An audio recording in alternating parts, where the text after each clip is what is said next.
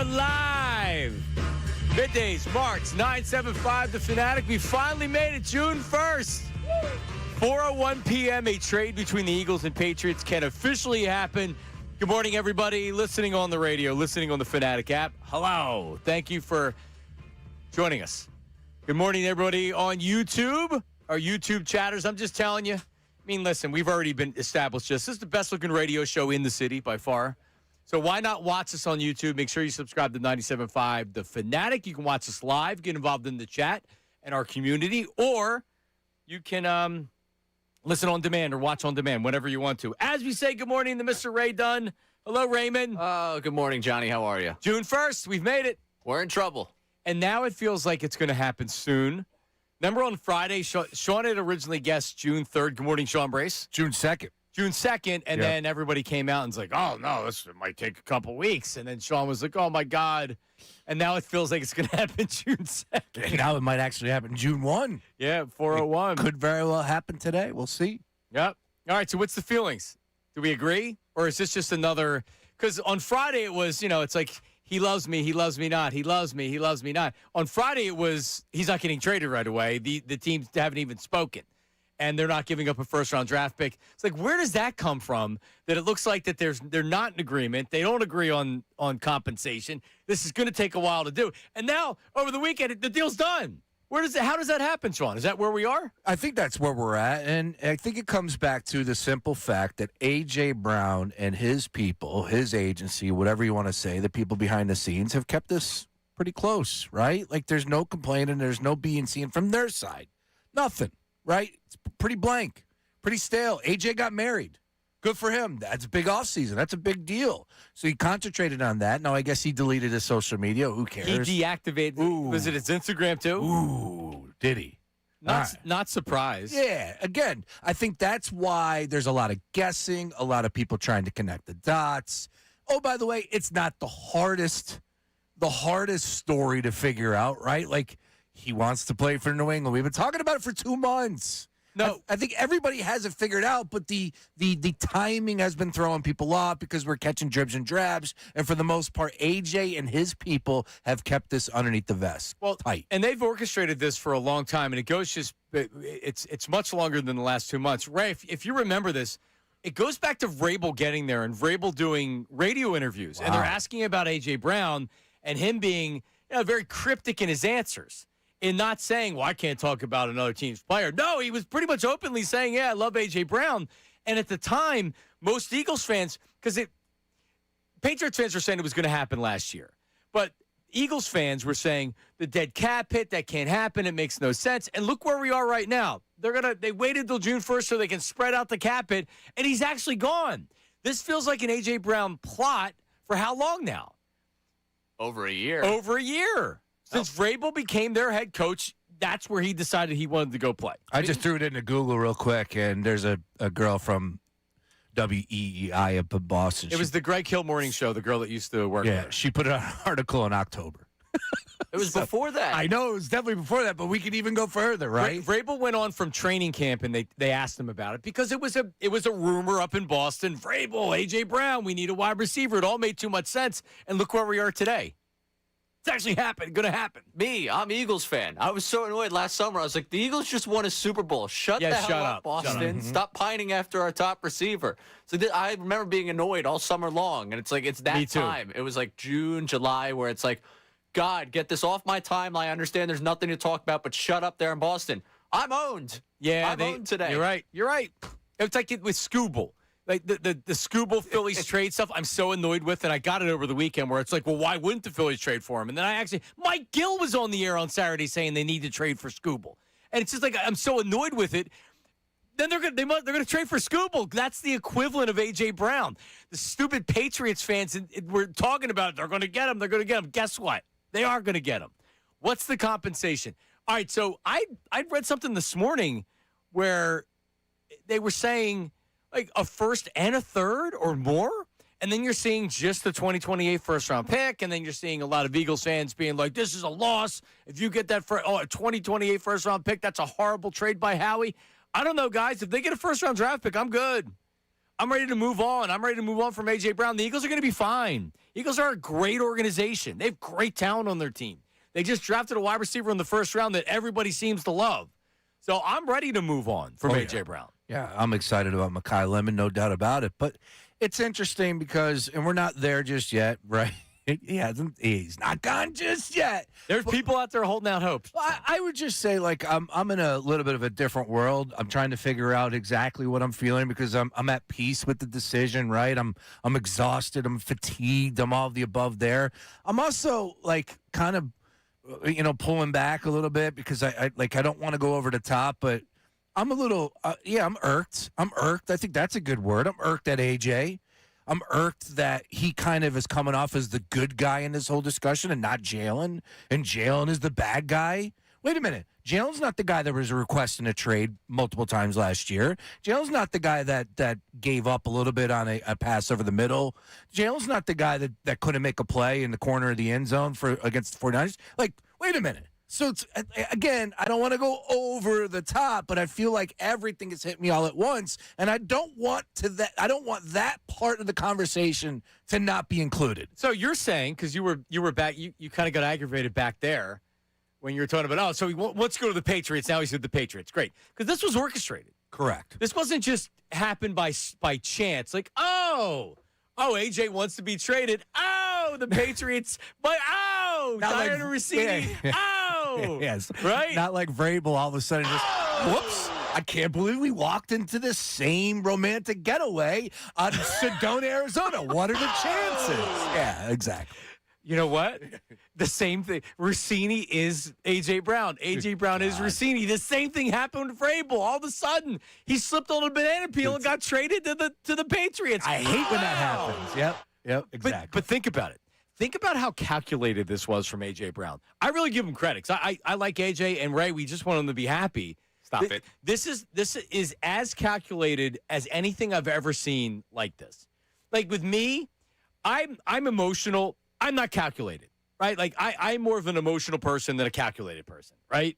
A.J. Brown is an emotional person who is calculated. He never spoke out once. When he felt like he was going to say something stupid, he didn't talk to the media, and then he just put stuff out on social media. He requested a trade, if you believe what's reported out there, which obviously I do, multiple times during the season. I don't know how that doesn't get out. He's going to be traded. He's demanding to be traded, but yet everybody in the organization to this point says nothing but great things about him. Every insider that comes on our station or wherever says, A.J. Brown's beloved in that locker room. The front office loves A.J. Brown. The coaching staff loves A.J. Brown. Jeffrey Lurie gave the guy a friggin' hug at practice after he went on which one was that? Was that LinkedIn or which one was he on? Was that Twitter? I believe it was Blue Sky. It was Blue Sky. He was toggling between social media. It's just really, really amazing. The entire situation is amazing. And now we're here. Does it happen at 4:01 today? John and Connor were just saying to me in the hallway, they think that it's going to happen. It obviously can't technically happen until 4:01, but you could get a Schefter tweet saying the deal is expected to happen once 4:01 hits. Here's the other thing that I don't think a lot of people understand about the whole situation. You know how technically you're not supposed to be able to talk to free agents or because it's tampering until a certain date? The Eagles and the Patriots have been allowed to talk. So this isn't one of these things where they can't talk until 4:01 or until this day. No. They're allowed to talk. They're allowed to exchange medical information. Their trainers are allowed to talk. If they want to give A.J. Brown permission to get a physical, they can give A.J. Brown permission to give a physical. This isn't one of these things where nope, can't talk. Nope, that's not the case. So there's no reason why this wouldn't already be done. Because if I'm the Patriots, I need to look at that knee. I want to know what's going on with the knee. You can't make a trade of a first-round draft pick, and you're paying them a ton of money on top of that without looking at the knee. So don't think that this stuff can't happen right away because they've been able to be talking the entire time if they wanted to. All right, 610-632-0975. 610-632-0975. Sean, AJ's getting what he wants. Legitimately, AJ's getting what he wants. Yep. And you're rubbed a little bit the wrong way today. Yeah, absolutely. Again, I just feel like more so, and you see this on the timeline, you see this from people that are still trying to figure out why a talented receiver like A.J. Brown in a winning environment wants out, and the first thing that everyone says is the quarterback. very bland, very generic. Nobody has anything really to pinpoint other than the fact that, he's an introvert. And he thinks he's Jordan. That's all I hear. And he's not good at throwing the ball. I mean, that's not it. I think that's really what it is. I don't know if AJ necessarily likes him as much as he used to, but everything I hear is that it's about his quarterback play. And AJ doesn't want to play the rest of his career with a guy like Jalen Hurts. I mean, it's kind of crazy to think they did win a Super Bowl. Good luck with Drake May. Yeah, good luck. Drake, remember Jaden Daniels' rookie year, how great he was? I know we could throw a couple more names on that list, too. Big rookie years, and then all of a sudden the sophomore slump happens. C.J. Stroud's a guy to take a look at.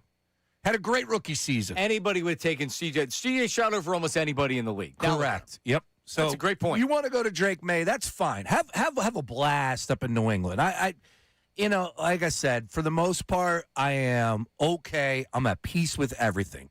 There is with a lot of success. John, a part of me, too, is sad. Like, I want that up there as well. Not going to lie. It's sad. And we have to finalize a goodbye song for AJ, and that's something that we can decide on the text line in the YouTube chat. I'm going to go through a bunch of emotions today. Okay. All right, perfect. That's good radio. 610-632-0975. That's the phone number. That's the Davis Honda text line. Leave your name, location, occupation. And if you want to leave the voice memo on your thoughts, 610-632-0975. Leave the voice memo. Howard Eskin joins us at 11 o'clock. He believes there might have been some conversations on an ownership level with this. Ooh. And we'll ask Howard about just what you were talking about, Jalen Hurts. Is Jalen really a problem? Is he prickly? 610-632-0975. Our insider, James Palmer, at 1 o'clock. Big show today. You don't want to go anywhere. Middays with Marks, 97.5 The Fanatic.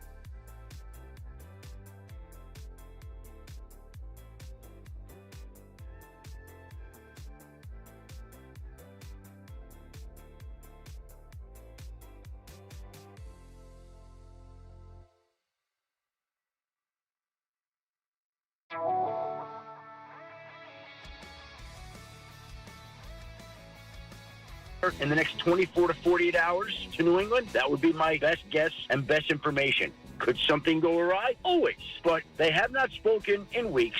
I expect that they'll resume conversations today. And in the end, I believe that the two sides will come to a deal. I expect the deal to include a 2028 first-round draft pick. So he says the deal could go awry. What's that? I mean, what's the percentage chance the deal doesn't happen with the Patriots and the Eagles?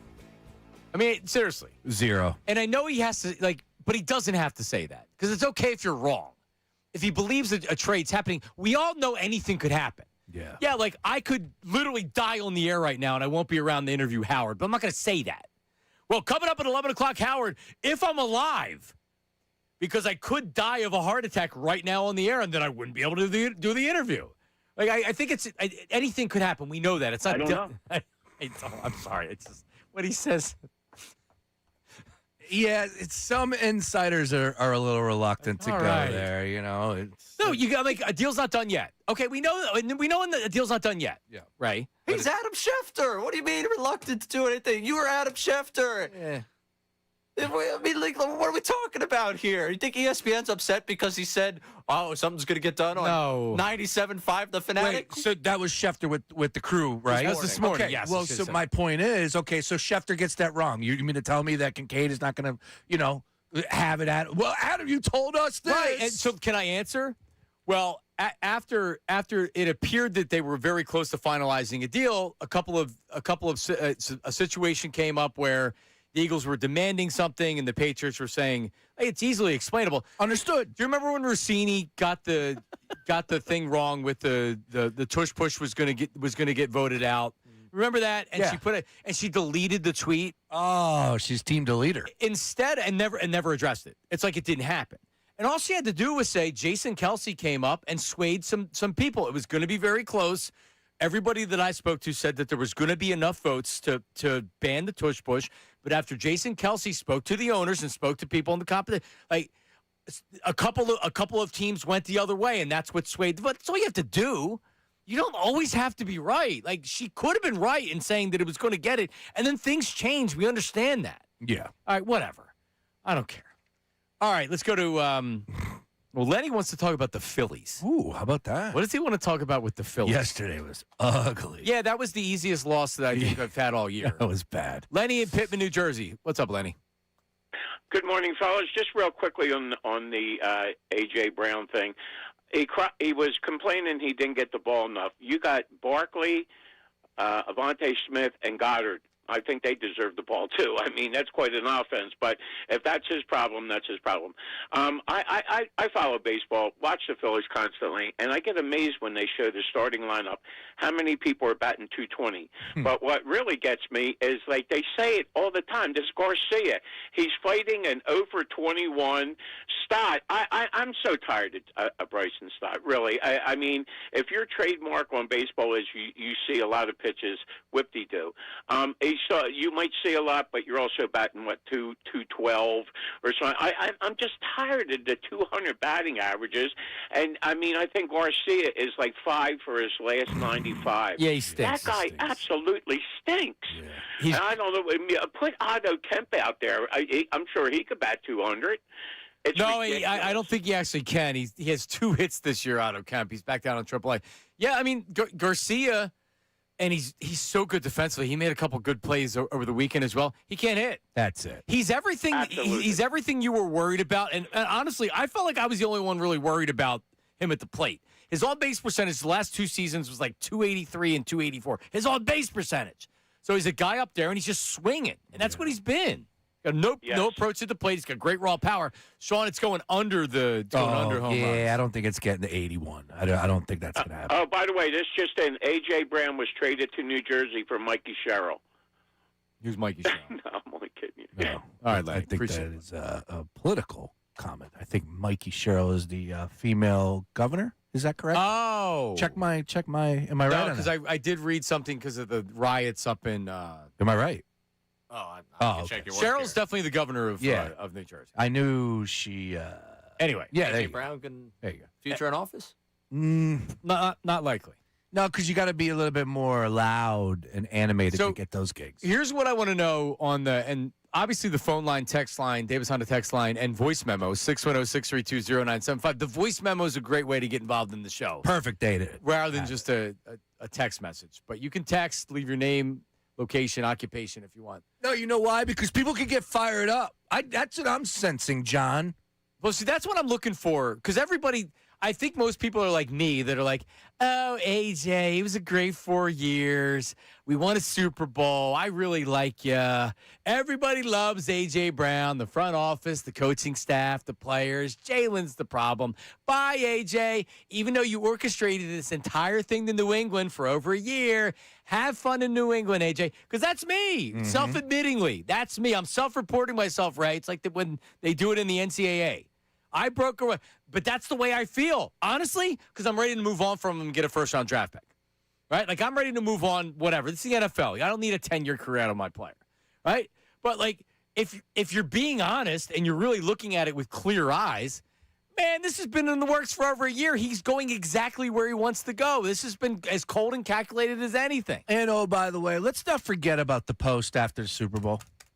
I feel like that gets a little swept underneath the rug. How he wasn't happy? Yeah. Again, man, like I said, hour one, I'm going to be a little upset. I'm a little fired up hour one. Hour two, I might be sentimental. Hour three might be reserved. I'm going to be all over the place today. The emotions. I'm going through the emotions right now, boys. Start the clock. It's like you're going through a breakup. You're really angry, then you're sad. I am. We are going through a breakup. Yeah. It's our number one wide receiver. Ray has a lot of experience with that. I'm already looking at other options. Well, you got it. You were able to, that's the great thing. You were able to find a new girlfriend before the breakup became official. That's what this is. That's why we don't have the vitriol today, is because this relationship's been dead for months. We've been experiencing a dead relationship for months. The love's been lost. Nobody is anywhere amorous with one another. Both sides know it. It's over. The families know it. Yeah. No one's really talking about it. Nobody's had the guts to end it. Yeah. Except for today. Totally agree. Or tomorrow. So we do need to come to, because when he finally does get traded, we're going to need to play the song. And like with Daryl Morey, it was bye, bye, bye, bye, bye, bye. Or it was na, na, na, na. Hey, hey, because we wanted to see him go. Yeah. We weren't playing end of the road when players that we like or coaches that we like, we play that because it's emotional. Yeah. Here it feels like it's going to be a positive song. It's not going to be a na, na, na, na. Hey, hey, hey, goodbye. But I'm trying to figure out because it's a consensus. It's not just us. It's the YouTube chat. It's the text line. It's phone calls. I like where your mind's at. Now, included in that, your feeling, and of course, it's going to influence your decision on the song choice. Does what they get in return from the trade come into play here, right? Like if they get a first-round pick, 2028, everybody happy? If they get a second-round pick, I don't know. I'm just throwing stuff out there. Who knows what's real and what's not? Honestly, I would rather have 28 than 27. I just like having that extra pick 2 years from now because you have a first this year, which is great, but then you're going to be like, oh, we got 2 first-round draft picks in 2028. You're right. And remember what Howie did? Remember they had the extra picks to this, and they traded it to the Saints? They had the extra first-round draft pick. What was that from? Was that that was Carson Wentz, right? They had the extra draft pick. And they traded it to the Saints. The Saints traded up with them, and whatever it was. And that's what you were talking about on Friday, how he takes something and he spins a first-round draft pick into this player, this player, this player, another first-round draft pick, and that's what he's going to end up doing with one of these draft picks, with this 2028 draft pick. Yeah. He's going to spin it into a ton of other stuff. Yeah, the A.J. Brown branch that we're getting from this trade is from the Carson Wentz tree. It's crazy when you think of it. And in that – it's interesting because if you were able to get, one-on-one with Howie, truth serum, sit down, belly up at a bar, like he's got to look at these situations in so many different angles, right? Like we look at it, all right, here's what the compensation is, here's what the player is, on to the next. Howie's there every day, all day. He brought him in. He lives with this. He eats, sleeps, and drinks this. We think we do as fans, but nowhere near what Howie Roseman goes through. Oh, by the way, the analytics, the mathematics behind it, the contracts, the dealing with these agents day to day. I got to hear from my owner. I got to deal with Nick Sirianni. Oh, Jalen Hurts is now a problem. My Super Bowl franchise quarterback. Think about what goes through Howie Roseman's mind. Right. He's probably losing it. What was the report over the weekend that he's ready to move on from it? He's ready to make the trade and move on. I bet. According to John Clark. How we get it done. Yeah, if A.J. Brown's demanding trades in season, I mean, it obviously can't be easy to deal with. No. Now you're trying to manage the player through the season. Anybody that still believes, because if A.J. Brown wanted to be here, he would most likely still be here. But like anybody that believes that they should just tell him no, or like he doesn't want to be here so much to the effect that he requested a trade during the season. And he didn't come like Vic Fangio after the season wants to retire. And then 5 days later, he says, no, I don't want to retire. I'm going to coach for 2 more years. A.J. Brown didn't do that. A.J. Brown had a problem before last season. He had a problem during last season. He had a problem during the season in 2023. This isn't new. So he wants out. It's just the reaction to the fans is really interesting. So we have some text on A.J. Brown on the Davis Honda text line, and we have a voice memo. Let's go to it. Good morning, gents. Roy Burton reporting to you live from Foxborough, Massachusetts. Now, when I fire up the Google machine, it tells me that June 1st is National Billboard Day and National Nail Polish Day. Shout out to Jared McCain. But most importantly, from here on out, be National A.J. Brown Gets Traded Day. That trade is going to happen. It's going to be for a 2028 first-round pick. There'll probably be some exchange of mid-round picks to make both teams happy, but we can finally move on from this as an Eagles fan base. But that leaves us with one question. Does the Eagles-Patriots game coming up on August 22nd, is that going to be the most anticipated exhibition game for the Eagles since T.O.'s debut? Let's talk about it. They have joint practices. Wow. Are they here or Foxborough? See, I didn't even know that. Joint practices. Wow. With AJ. Yeah, I'm not vibing on anything as far as preseason games are concerned. Nobody plays. But practices, now you got my attention.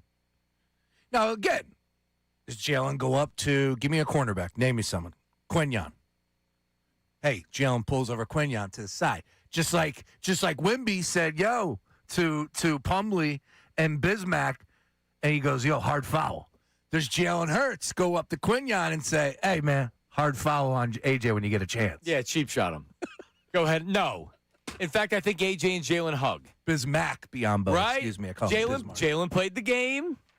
He played it well in his press conference. I was impressed with how he handled it. He did it with humor and humility. Sip the drink, baby. He didn't do I'm not talking about that and being mad. I honestly think, like, he even talked about, he said that the relationship was fine and blah, blah. Like, isn't this so weird?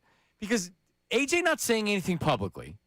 Jalen not really saying anything publicly. All the stories, as you mentioned before, are negative on Jalen. No one's touched A.J. Brown yet. Mm-hmm. Do those stories come out? I know Kincaid's talking about the stories are coming out. Yeah, but what's really going to come out? It was the distraction, A.J. Brown asking for a trade? Of course it was. Yeah, but that's why you're okay with trading him. if AJ has to deal with things that he thinks came from Jalen's side, I don't know if we're getting that hug. That's a good point. Might get a nice frosty handshake. Maybe but if he does that, then he's got to answer questions about it. If he gives him a hug, I'm telling you, he's calculated, bro. Oh, he's calculated. He's one of the smarter players that I remember seeing with how he deals with the media. You sure. like him. I do. Well, he reads He's a book. running out of town, and we're all like, well, you know. He reads books on the sideline. Somebody else. He does brought that. a book on the sideline. Nobody else does that. Great self-help book. Book on the sideline. Inner excellence, man.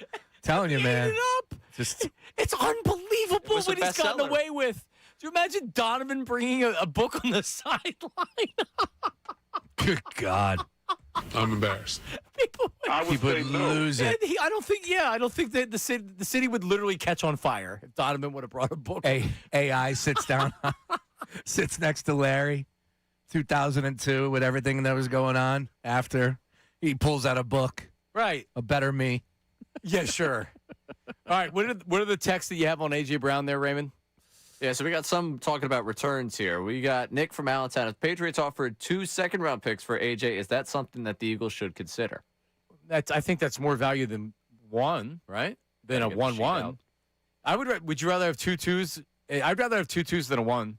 Would you? Yeah, sure. Choosing a one. But look how the Eagles have done in the second round. Yeah, you could always make the moves, but a 1 is a 1. Yeah, no doubt. That's a big deal. And if it's the end of the first round, then it also could be, or if it's 25, then it's 25. The first round draft pick's great for me. Ray, would you rather have 2 2s or a 1? Give me the 1. Give me the 1. I'm gonna Google it. Yeah, Yeah, I don't know what's- what Jimmy Johnson says about this whole thing, but Yeah, I'm what's he signing say up on for the that? 1. Yep, All right, exactly. Multiple firsts also in 28. What's Could you move better up? value, 2 second-round draft picks or a first-round draft pick NFL? Sorry, just talking on my phone. And now, is that Siri or is that ChatGPT? No, not ChatGPT. Which it's using. Google? It's using ChatGPT anyway. It's Oh. using AI to come up with it. It's just giving the source as opposed to use ChatGPT. It doesn't give the sources. But that's through Google, right? So that's not Yeah. through Gemini. They don't use Gemini. They just use whatever Google. they want. Google. Just Google. Oh, okay. Yeah, I just talk into my phone. A single first-round draft pick generally offers better value and higher success rate than 2 second-round draft picks. Huh. You get the 5th-year option. All right, it's close. Yeah, but I those don't are know, that's though. it. Arguing your side, I'm looking at Jimmy Johnson's chart right here. Yeah. Unless we're getting in that top half of the first round, those 2 seconds feel pretty like you got to be top 20 for that really to All right, so manifest itself. you think about it in the Eagles' history, and Howie Roseman's been a big part of what they've done in the second round. They've gotten all-time franchise players in the second round. They got Cooper DeJean, Zach Ertz. I could pull up the Eagles' all-time draft history. Oh yeah. Shady was the second-round draft pick. Deshaun Jackson was the second-round draft pick. Now it was Andy, but still, they've done very, very well in the second round. Yeah, look, I think there's pluses for both sides of the discussion. I would say, you know what, if you're going to give a guy like Howie Roseman, who's proven his worth, more ammo, then I am all for that, right? So 2 second rounds for a guy like Howie Roseman, he's going to flip it. He's going to make the most out of both of those. That also hasn't been discussed, so it's not even. Yeah, no, this is honestly, what do you think? The story breaks. A.J. Brown, I think it's going to be either Schefter or Ian Rappaport, one or the other, and it's going to be something along the lines of Patriots and Eagles agree to a deal, and then we'll find out compensation maybe 20 minutes later. It's a first-round pick in 2028, and that's it. Yeah, I think there's other moving parts in it, but the shiny object's going to be the first-round draft pick. Yep. I would agree with you. Ray, you agree? Yeah. We're all going to be enamored by the 2028 first-round draft pick, which I think a couple months ago we probably would not have been enamored by. There's a lot of people out there, and I know I shouldn't pay that much attention to social media, but I see it, and like Instagram's not as volatile as Twitter is. But even on there, you see a lot of people being like, no, this is a loser trade if you trade them. They don't even think a first-round draft pick's enough, Ray. Oh, the Davis Honda text line. Telling you just that same thing. Let's hear it. Why would the trade only be for a first? And screw 2028. I want 2027. Actually, I want both. If Jalen Waddle got traded for a first and a third, how could you not get a first and a second or 2 ones for AJ? Because Waddle's younger. He already has an existing contract. So when they traded him, they didn't have to redo the deal. He's healthy. Yeah, it's in the details. Yeah, I mean. Pretty easy to understand. I hear you. I'd rather have A.J. Brown this year, but for the next 4 or 5 years. 2028 versus 27 is an interesting conversation because we know how deep that supposed draft is as far as quarterbacks, right? And there's other positions, don't get me wrong, but the reason why they say that is because a guy like Arch Manning and the kid from Oregon. Yeah, thank you. So with that, putting that to the side, I would also say that I think we can all come to agreement. You're going to get the best A.J. Brown in New England next year. Yep. New England's going to have a good season next year. Best A.J. Brown. We'll see. Best A.J. Brown, year 2, good A.J. Brown. By year 3, he does have the knee issue that he manages every week. Yeah. So who knows what he looks like at what would he be, 32? A.J. Brown, point blank, is on the back 9 of his career. He is. That's fair. Like, let's just be honest about it. And then you look around the league and look at all these young and up-and-coming wide receivers. A.J. Brown is not that guy. However, he's going to have a great season for the New England Patriots. He's going to pay off in a big way for them. Good luck. After that, all bets are off. So the 2028 conversation is interesting. I'm not here to say that I agree with it, but I understand the logic. We got another text here. We need an instant return on AJ. We have several players that could be on their last year. We need a playmaker in return. Yeah, like who? The booty guy. Keyshawn Booty. Yeah, I just don't think it's I just don't think the Eagles are really interested. We'll see. I don't want we'll take a second-round draft pick because we're getting this player. No! I mean, if the player's really good. I think Christian Gonzalez was missing organized team activities. I saw some people floating that out there. There you go. Yeah, sure, I'm in. Yeah, I'm sure the Patriots would do that. But as far as why not say, okay, 2027? Obviously, Howie looks at it and he says, yeah, maybe Howie wants he's looking at contracts. He knows when he has to re-up guys and things like that. Maybe he's perfectly fine with 2028. If the Patriots say, we don't want to trade 2027, we're willing to trade 2028, are you not going to do a deal because of that? Correct. I think Howie is exactly what's being reported, just ready to put this behind him. Big season upcoming. Big disappointment last year with how it ended. You got a new shiny object in Sean Mannion. There's still a lot of good playmakers on this offense. Your defense is awesome. There's a lot of reasons to be excited about this upcoming season if you're Howie Roseman. You don't need somebody like A.J. Brown that is continuing to get, everybody being all right with everything that's coming out of A.J. Brown's supposed mouth and everything that's being said about him behind the scenes. But behind the scenes, as far as Howie's concerned, it might be a little bit more of an issue. All right. Than what we know. Do we have return song or goodbye songs to AJ? Yeah, we got a list rolling right now between the YouTube chat and our text So line. I just Googled it. I saw a good one. I Will Remember You by Sarah McLachlan. Ooh, that's a tough one. I will. That's when they play with the puppies in cages. And I turned the station right away. Yeah, that's a. Yeah, no, I don't No. feel like that with AJ. Can't play that song. That song just is an automatic. It's like Cars for Kids. When you hear either one of those songs, you actually want to. KARS, Cars which for I think Kids? is illegal now. You can't even. I don't know what happened there. There was like some sort. There was something with their LLC. Yeah, something like that. Why are you ripping Cars for Kids? Because it's a terrible song. But whoever came up with the jingle should be in the Jingle Hall of Fame because I can tell you the phone number. KARS, Cars for Kids. Well, 1-800 Cars for Kids. Donate your car today. those dogs in cages. You still on why the kids need cars. They're You don't- kids. You don't understand how it works? No. Are you doing a bit? I legitimately don't know The how it car, works. the cars aren't for the kids. Obviously. The cars are to sell them, and then they donate. the money to the kids. Supposedly, I mean, like I've always been like, okay, sure. How much are you donating? 10%? That's what I'm Sure. confused about. No, it's because they're like, yeah, donate your car and you get a tax write-off for $350. How about I sell the car and I put all the money in my pocket? Sure, if you have a junker that you don't want to deal with, Cars for Kids probably doesn't take that.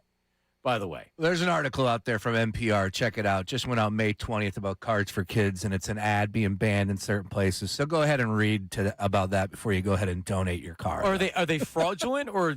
There is some connecting of the dots that we'll Okay. just leave it as such. Okay. Yeah, that's a spicy conversation for a different,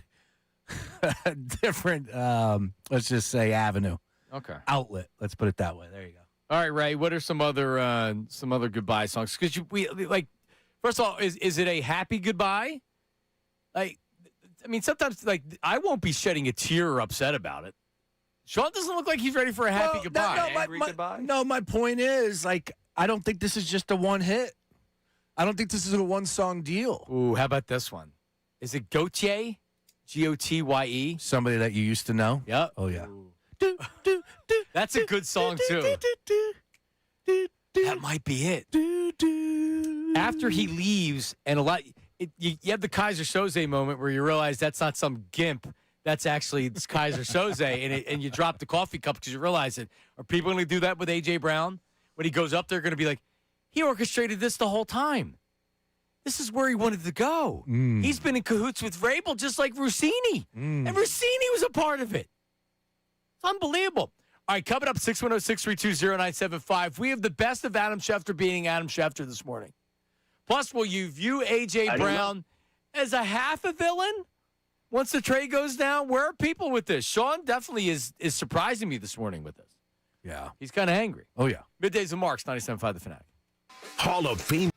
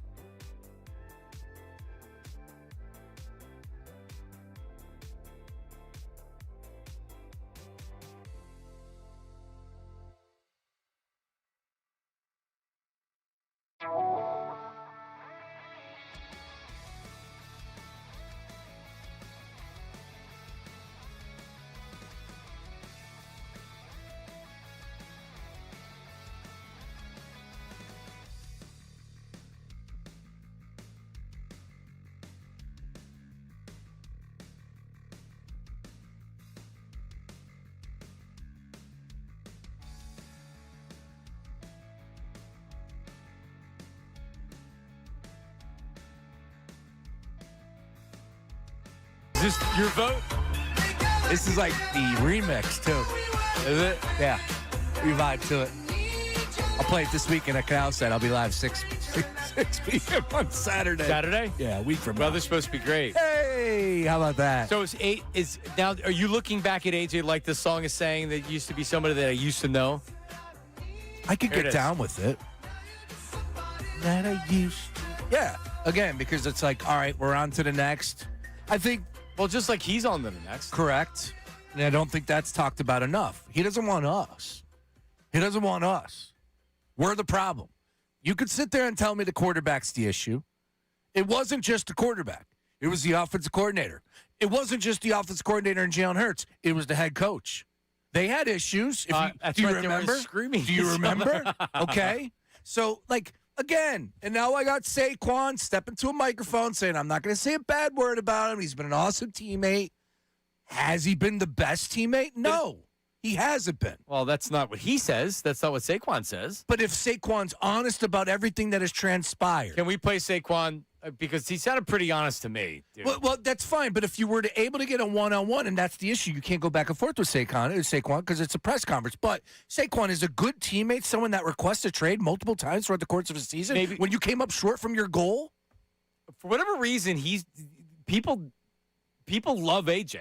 I mean, like, you're talking about the trade demands and things like that. Is that because everybody agrees with it, what AJ feels about the offense and the quarterback? Well, you said something in the beginning, and it hits. You're not wrong, but it definitely hits to hear, like, Jalen Hurts not a good passer. He wasn't last year. Could he be better? Of course. I agree. But he wasn't last year. You're right about that. All right, here's Saquon talking about AJ. I don't think we really addressed it. It's football. It's the National Football League. I think if you it's going to be a hard time for me to say anything bad about A.J. Brown. I'm a big fan of A.J. Brown, one of my really good friends, one of my favorite teammates I've ever been around. Just respect him as a man. But this is the business. It's the NFL. If I'm not here, if Jalen's not here, if whoever's not here, the show goes on. Well, and like, it's the business. The NFL feels like a business more than anything else. That's not a dude that thinks anything bad about A.J. Brown. You're right about that. And I would say when you hear that again, that's what Saquon would bring up. Hey, man, you think he's the first guy to ever request a trade throughout the course of a season? Yeah, they separated. It's a business. But I can't separate that. Like, if you're requesting a trade in the middle of a season when things aren't going well, I'm sorry, that you're wearing the bullseye. No, that's on you. Sean, you're right. It's amazing that because I think here's part of it. That you get a lot of people that say, well, that's just made up, that's fake news, because nobody actually said it. You're just going off a reporter, and the reporter we have the worst media in Philadelphia, worst. They hate the players and everything else. Reality is that he asked for a trade. This is nothing new. All right, here. So this morning, Sean, I know that Adam Schefter was one with the guys this morning, gave some good information, but then it's Shefty. This is just Shefty being Shefty. Here's Adam Schefter. So they have to pick up where they left off. Do I think that will happen? I do. I think that'll happen later today. Could there be something that changes things? Always. Do I think there will be? No. Do I think he's going to be traded at some point here in the next 24 to 48 hours to New England? That would be my best guess and best information. Could something go awry? Always. So, Sean, coming up at 11 o'clock today, Howard Eskin's going to join the program. Unless I drop dead on the air to where it'd be difficult to have an interview right after I died on the air. But it could happen. I don't expect it to. How was your weekend? Do I have anything to worry about? Because I might drop dead. I think you're going to be all right. If there's going to be someone that dies, it's me. Coming up at 1 o'clock, Sean Brace. We have James Palmer coming on, noted NFL Insider. Sean Brace, yes, could have a heart attack on the air. You're correct. I don't expect that to happen, but it could. But it could. Yeah. Sure. I don't know. Do I expect it? Do I expect Sean to be doing the interview at 1 o'clock? I do. But could something else happen, Ray? Yes. It could go awry. There's no questions left to ask Schefter. He asked himself all the questions. Do I anticipate an A.J. Brown trade? No. I do. Could it happen today? Now, do you think that, honestly, Shefty operates like that because he knows what he's going to get from Kincade? No.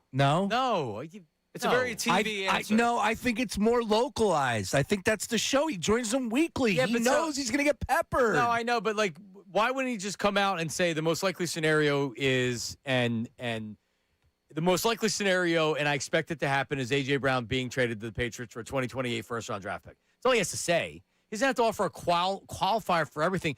Obviously, if something happened, if A.J. Brown gets in a car accident and he breaks his leg in half, could that happen? I mean, it could. What about the physical? Max Crosby?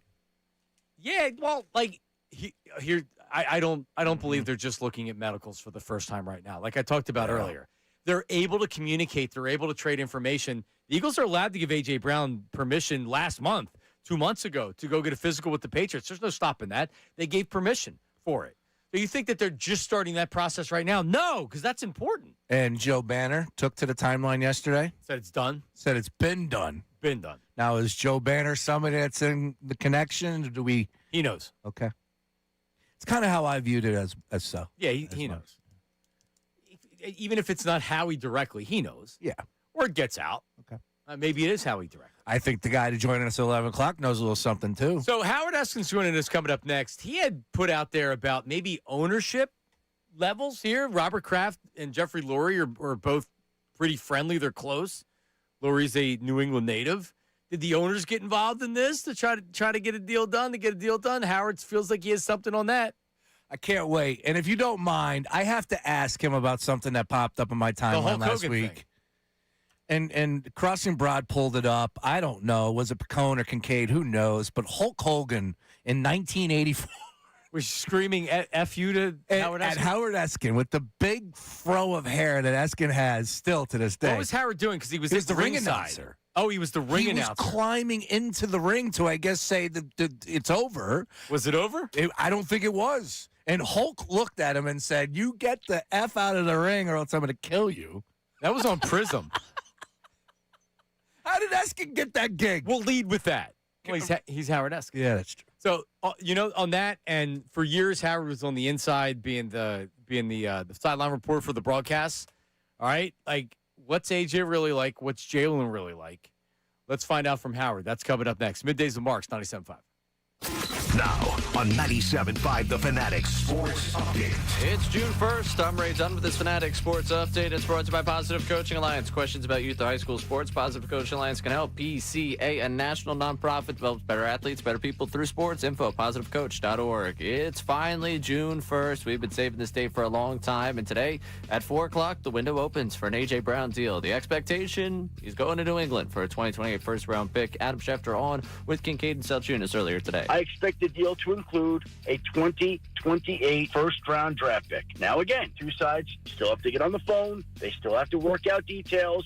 They still have to come to an agreement. I think it'll be a 2028 first-round draft pick that is included in that deal. We will see if they come to the agreement today, tomorrow, later this week. Who knows? We'll talk to Howard Eskin coming up in the next segment. We also have James Palmer joining us at 1 o'clock. The Phillies dropped 2 of 3 out in L.A., lost 9-1 to the Dodgers yesterday. Didn't score until Bryson started a home run in the 9th inning. Painter line 403 and a third. JT Realmuto left the game early with a wrist contusion. NBA Finals are set after the Spurs won Game 7 on Saturday. Knicks Spurs on Wednesday night. This update's brought to you by Taco Bell. Try Taco Bell's $5, $7, and $9 Lux boxes. Limited time at participating stores while supplies last. Prices vary. Freeze and specialty drinks not included. Tax extra. I'm Ray Dunn, your home for the Sixers, Flyers, Union, and home of the NBA Finals. 97.5 The Fanatic.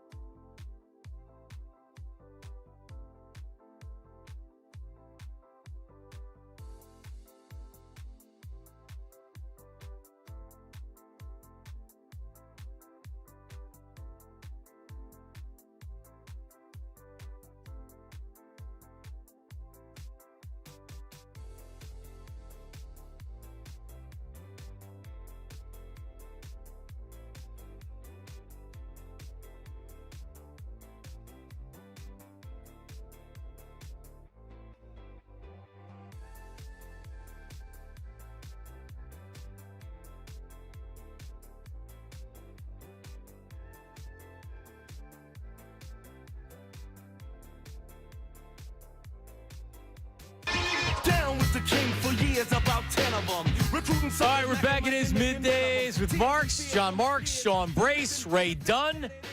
And joining us for a second time, which must mean the first time was good, Sean? I mean, when is it bad with this guy? All right? It's the king, John. My first shift over at the other station was with our following guest. He joins us live on Zoom. His name is Howard Eskin. What's up, Howard? King. Oh, just another fine day in paradise. Everything is just so beautiful in Philadelphia. We're getting rid of that A.J. Brown. Out of here. Get him out of here already. And then you got the Sixers. They still have that stiff that plays center, Joel Embiid. All right. It's all great. The Phillies can't hit. But other than that, everything's just terrific. So listen, let's keep you focused on your online show. You deal with that Saturdays and Wednesdays, that other stuff. Right. I got to keep you laser focused, Howard, on the Eagles. So based on everything you're hearing, you think this happens 401? I guess it officially can happen. Do you believe this happens sooner than later? I think, sooner. There was a point, but there's no other interest in A.J. Brown. There was a point I thought how he would hold out for the ridiculousness of a first-round pick next year. That would have been totally ridiculous by the other team. They'd have to be brain dead to give up a first-round pick for a 29-year-old wide receiver that's got some questionable knees, who's not this. He's a good player, very good player, but he's not the same. So he was trying to hold out. I thought there could have been a chance they would have waited until another team had an injury, till another team saw, our wide receiver core isn't as good. But I guess they just want to get it done. You got tools like John Clark that think a 28 first round pick is a good deal by how it's the only deal he could have made. Nobody's giving you a first round pick. Next year's first round pick with New England would have been great. I would have taken a 2 and a 4 from New England next year, because I don't think they're going to have this coming season. I don't think they're going to have a good year. Super Bowl losers almost never have a good year the following year. Three of their first 4 games are on the road. They're lucky if they're 2-2 after the first 4 games. So, and A.J. Brown will be pissed off during the season when they fire Mike Vrabel's ass so he can go on another boat cruise with Diana Rossini. What the heck? All right, so hang on. So Sean came in today, and he's kind of been teetering on this line of why A.J. Brown's demanding to be traded. He was, according to most people, or according to reporters, he did it during the season last year. This has been going on for a couple of years, and he feels a certain way about it. In other words, like, hey, this guy's being treated like royalty as he's being traded out of Philadelphia. The fans are everybody's accepting of it. You seem like you have a little bit of an attitude when you're talking about A.J. Brown. I don't know that everybody's accepting it. I think it's maybe 50-50 because they're tired of it. I will say this. The Eagles are not a better team if A.J. Brown's here this year, which he won't be, obviously, and they're not a worse team if A.J. Brown's not here. The best wide receiver is Devontae Smith, hands down, no question. He's their best wide receiver. And then they obviously used the first-round pick for what everybody thinks, and there was a lot of good receivers in the draft, is going to be a good draft pick. So they're not going to be worse with their wide receiving core. The problem with A.J. Brown, he was not always. He was annoyed a lot when he was open a lot of times, and the quarterback didn't see him because A.J. Brown finds those openings in the middle of the field, and the quarterback's not comfortable with throwing the ball over the middle of the field. So he just, in the end, he didn't fit. You got what you could out of him. And a 2028 first-round pick it's okay. It's okay. So I'm okay. I'm okay. To answer your question, I'm totally okay because it's just too much BS. On a podcast, I would use the other word. But it's just too much BS about A.J. Brown. No, you're right. And now that Diana Rossini doesn't have pillow talk with Vrabel, we don't have that story every day. It is crazy. So we're talking to Howard Eskin. Howard, I remember talking to you back in 2023. Remember that the season fell apart. Jalen was sitting on the bench by himself. I remember you reporting that there were players that weren't exactly happy with the way that Jalen acted back then and the way that he reacted to kind of the losing streak. But where does Jalen Hurts and A.J. Brown's relationship, where does it stand right now? I think most people would say that he's leaving because of chemistry on and off the field with A.J. Brown. But what do you know? And is Jalen, is he really the one that's in the wrong here? Well, wrong is probably the incorrect use of that word. Is he good enough in the eyes of A.J. Brown? Obviously not, because he complained and he made a point. I got threatened when I reported what A.J. Brown said, standing by his locker. He says, I just want to stop you guys. I wanted to make a point. This is 2 years ago after the Pittsburgh game, and they won that game. They won that game, I think it was in December. And A.J. Brown stopped everybody as they're talking. I just wanted to tell you guys, I made a point about the offense because it needed to get better. He's never directed that towards Jalen Hurts, but obviously the offense, your quarterback is your offense. Are they okay just because he didn't go to the wedding? Jalen Hurts, I don't care. He didn't go to the wedding. But I think they're fine as long as it's not on the football field. And then A.J. Brown wants the football. Right. He wants his numbers. And that's really what it comes down to more than anything else. So are they okay with each other? Jalen's he's a good quarterback. He's not a great quarterback. He's a good quarterback who is not that, I would say, personable. He's not. He's aloof. He's kind of almost there. Yeah, he's just not. He's not that guy that's going to go around. You know, that nonsense you see before the game and the rah. You know, but is that a problem? How's Jalen viewed by his teammates and the coaching staff in the front office? Well, wait a minute. Didn't you listen to the coaches? They said how great he was. Sean Mannion, you know, and who knows about Sean Mannion? But Sean Mannion said he has a great arm and great accuracy. Well, yeah, so what? Of course he's saying that. Well, yeah, but you don't have to say that. Just what he's got. He says, hey, he won a Super Bowl. Say that, and you kind of make everybody happy. Here's a quarterback that won a Super Bowl. But he doesn't have a great arm. He's got a good enough arm. Tanner McKee has a better arm than he does. But his accuracy is okay. He throws to the edges because he's not comfortable with the middle. But do guys roll their eyes at Jalen with some of the stuff? The on-the-field stuff's the on-the-field stuff. I think everybody respects him because he's a hard worker. He's a champion. The dude wins big games. For sure, I agree with what you're saying. I think he's a good quarterback. Maybe not a great quarterback, but he's been great in big games. But do guys look at him like do guys kind of like just not like him, or what is the feeling towards Jalen in the locker room? I think players kind of stay in their own lane a lot of times. It's not like it used to be that the 52 Super Bowl team, what was that, 2017 team? Yep. That was the best chemistry I have ever seen in a locker room with players. In all the years that I've covered sports, any locker room, that was the best. I mean, the 80 Phillies were really good, but the Eagles, you have more players. You have to have more players get together. That chemistry was unbelievable, and that's why they won. And they had good play, and Nick Foles had the game of his life. Never has had a game since, but he had the game of his life. This team is not that. They're kind of there's some really good players, and it's too bad they're going to miss guys like Brandon Graham. Lane Johnson has maybe got a couple of years left. He's unbelievable in the locker room, but you don't have those veterans. And Jordan Mailata is a young guy, and he's really good with people, but you don't have as many of those guys. So you can't just fault Jalen Hurts, although he's not that connected with his teammates. He's not, he goes to a bowling thing. That's supposed to make everybody happy because he's got that bowling thing, whatever the hell that is. So to keep everybody happy, but he's not the kind of guy that connects as well as other quarterbacks do.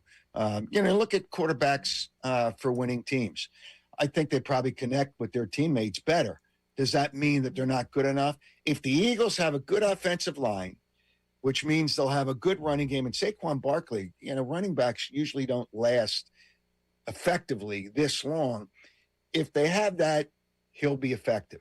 if they don't have that, then Jalen Hurts has got to throw the football more, which I know there was coaches that told me they didn't want him to throw more than 21 to 23 times a game.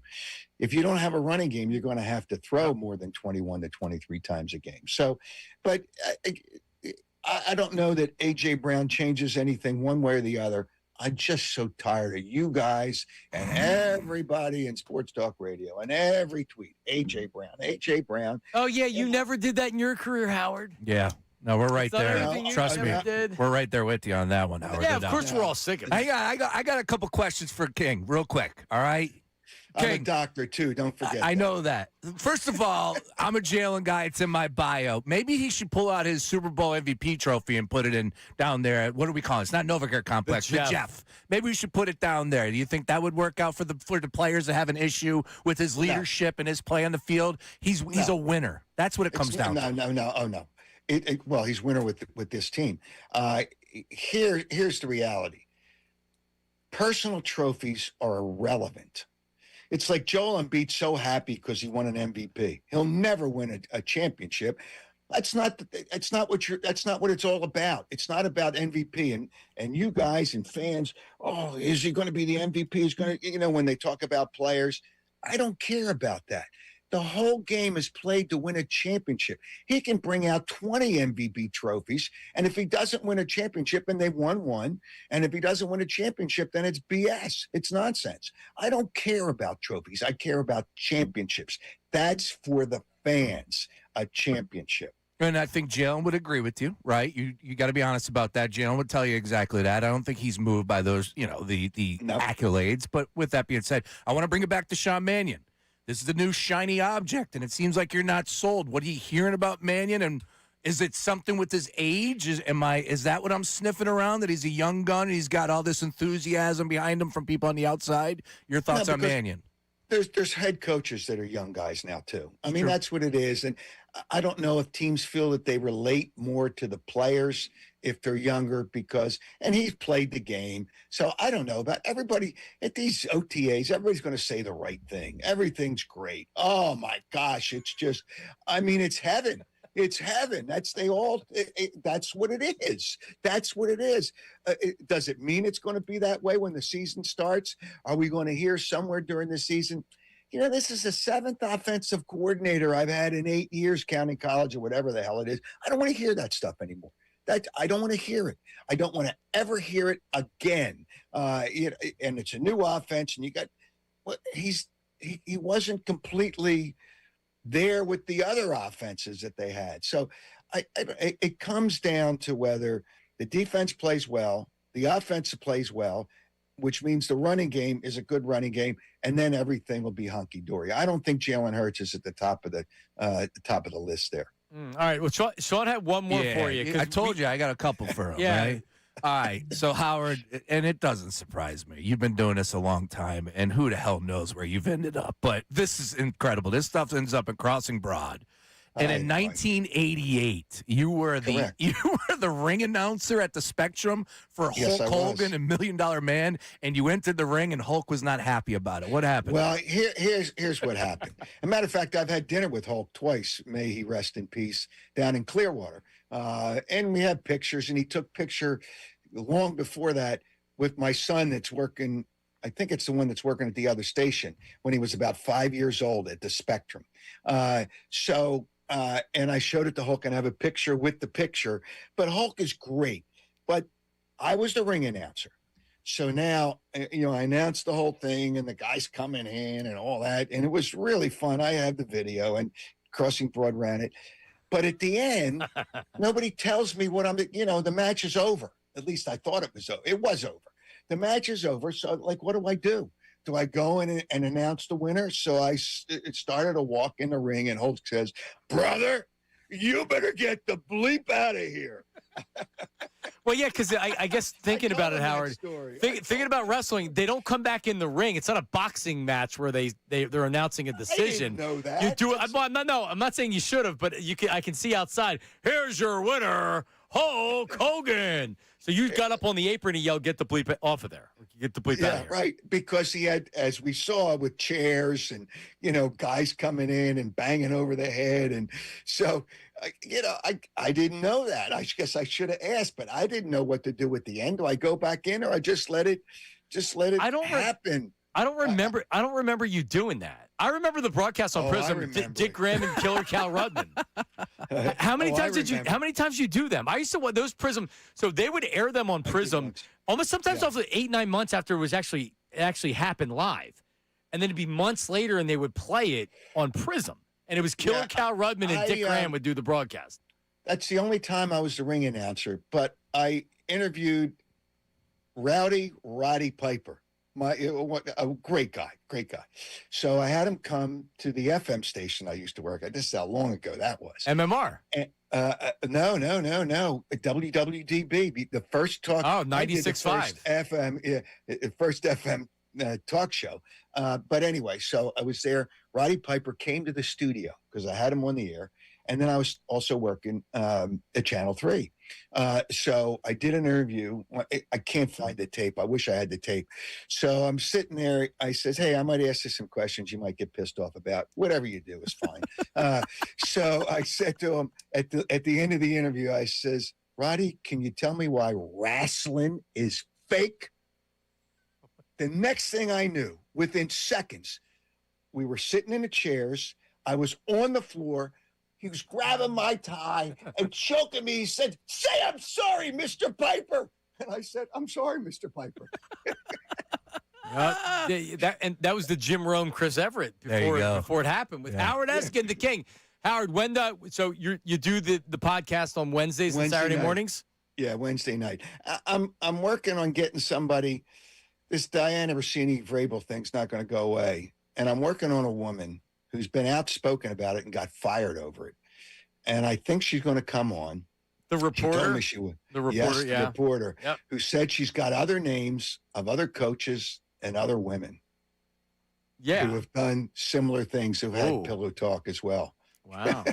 All right. So it's just something out of the box. It's still a hot story. And when AJ goes to New England, it's going to come up again. And then after the first game, and this is what I want to see in Seattle from those fans when New England plays, I want to see people behind the bench with pictures of Vrabel and Rossini. That would be something. Philadelphia, they would do it in a heartbeat. You'd be back there doing it, Howard Eskin. I'd go and join them. All right, buddy. I'd bring the pictures. We appreciate you. Thanks for coming on. Genius. The best. All right, I'll see you, genius. See you guys later. There he is. Hey, story time with the King would do numbers. Oh, for sure. Because, like I said, you never know where he's ended up, right? Like, that's one. Of course, he just popped off with Roddy Piper there, but like that. You do a bury the hatchet month, where you bring on a different guy for him to bury the hatchet. There's a lot of hatchets out there. But you know what though? He fights with them at first, and then he becomes best friends. Like with Iverson. If we asked Howard about, I actually did this on the air with him, where I went over. I was going over every one, and he's always friends with them afterward. Correct. Like if you asked him about Doc Rivers, he used to battle with Doc Rivers. Oh yeah, Doc's a great guy. We still talk. I sent him a text the other day. Iverson thanked him in his retirement speech. You remember that? Yeah. Hey, if you're going to get thanked by somebody that you were on the case for his entire playing career, kind of tells you a little something there that, it's all part of it. At the end of the day, it's entertainment, people. This is what it is. Do you remember the inside baseball that he thanked Howard and like Nahagian came running down the hallway or whatever, like, dub it. No. Oh, yeah, I do think we used to do that. We did. Yeah, we used to do that. Yeah. We used to do it when they mentioned Howard on the air. It would, not all the time, but when Howard would ask questions down at the Eagles facility back when he was going up against Mike. Yeah, the noon press conference, because he wouldn't come on the air till 3:00. I forgot about that. They used to dump it. To be like, all right, like, do we really have to dump it because we don't want him? Like, come on. There's a lot of things that changed over the years, right? I guess. It's because it's now more than ever. You got to remember, if the Phillies are playing a game, don't talk about them. Oh, no, you can't talk about the Phillies. Like, I kind of still subscribe to that. I subscribe to that theory, too, as well, to a point. No, I talk about the Phillies. I just don't mention, hey, it's the top of the third. The Phillies just scored a run. Yeah. Now they're behind 2-1. Yeah. Oh, the Phillies are playing today. I forgot. Let me put on the Phillies game. They air on a different station? They're not on our station unless I did what? play. Here's the pitch. I would just say more along the lines of like, I think we are a smart audience and that we do know when they are playing. It's just, if it does come up, it comes up. That's all. I'm with you. Like, no, but we're not dumping sound Correct. if someone says that. Correct. Yeah. All right, Mad Mike wants to talk about A.J. Brown. But are we getting is the text line? Are people mad at A.J. Brown and Davis on the text line? It's a nice mix. Is it? Yeah. All right. Voice memos, phone calls, text messages. Sean, it's all the same number. 610-632-0975. 610-632-0975. If you're texting or sending the voice memo, leave your name and location. People are reluctant to do the occupation, Sean. I thought it was interesting. Well, look, I just want to hear from the people because this is one of those stories that it's finally happened. We've been talking about for a long time now, and now it's about to happen. It's June 1st. The date's here. We're here. It's here. 4:01. The trade technically could happen. Some people think that maybe one of the insiders says, "Hey, the deal's done. It's a matter of it's just being announced after 4:01 today." We will keep you updated on everything that happened. 610-632-0975. Also, the Phillies. Did we learn anything from the weekend in Los Angeles? That's coming up. Middays with Marks, 97.5. Now on 97.5 The Fanatic Sports Update. Happy June 1st. I'm Ray Dunn with this Fanatic Sports Update. It's a day we've all been waiting for. The day all off season we've been told to mark the calendars for. June 1st. Today at 4 o'clock, the window opens for an A.J. Brown deal. The expectation, he's headed to New England for a 2028 first-round pick. Earlier today on the morning show, here's Adam Schefter. I expect the deal to include a 2028 first-round draft pick. Now, again, two sides still have to get on the phone. They still have to work out details. They still have to come to an agreement. I think it'll be a 2028 first-round draft pick that is included in that deal. We'll talk to our insider, James Palmer, coming up at 1 o'clock about the impending A.J. Brown deal and everything going on across the National Football League. Phillies dropped 2 of 3 to the Dodgers out in L.A. They lost 9-1 yesterday. Didn't score until a stat home run in the 9th inning. Andrew Painter allowing 4 earned in 3 1/3. JT Realmuto left the game with a wrist contusion. NBA Finals are set. They start Wednesday night. Knicks, Spurs. You'll be able to listen to the games right here on 97.5 The Fanatic. This update is brought to you by True Green. True Green, stop doing it yourself and get a golf course quality lawn the easy way from the official lawn care treatment provider of the PGA Tour. Sign up today at truegreen.com. I'm Ray Dunn on your home for the Sixers, Flyers, and the Union. 97.5 The Fanatic and the Fanatic app.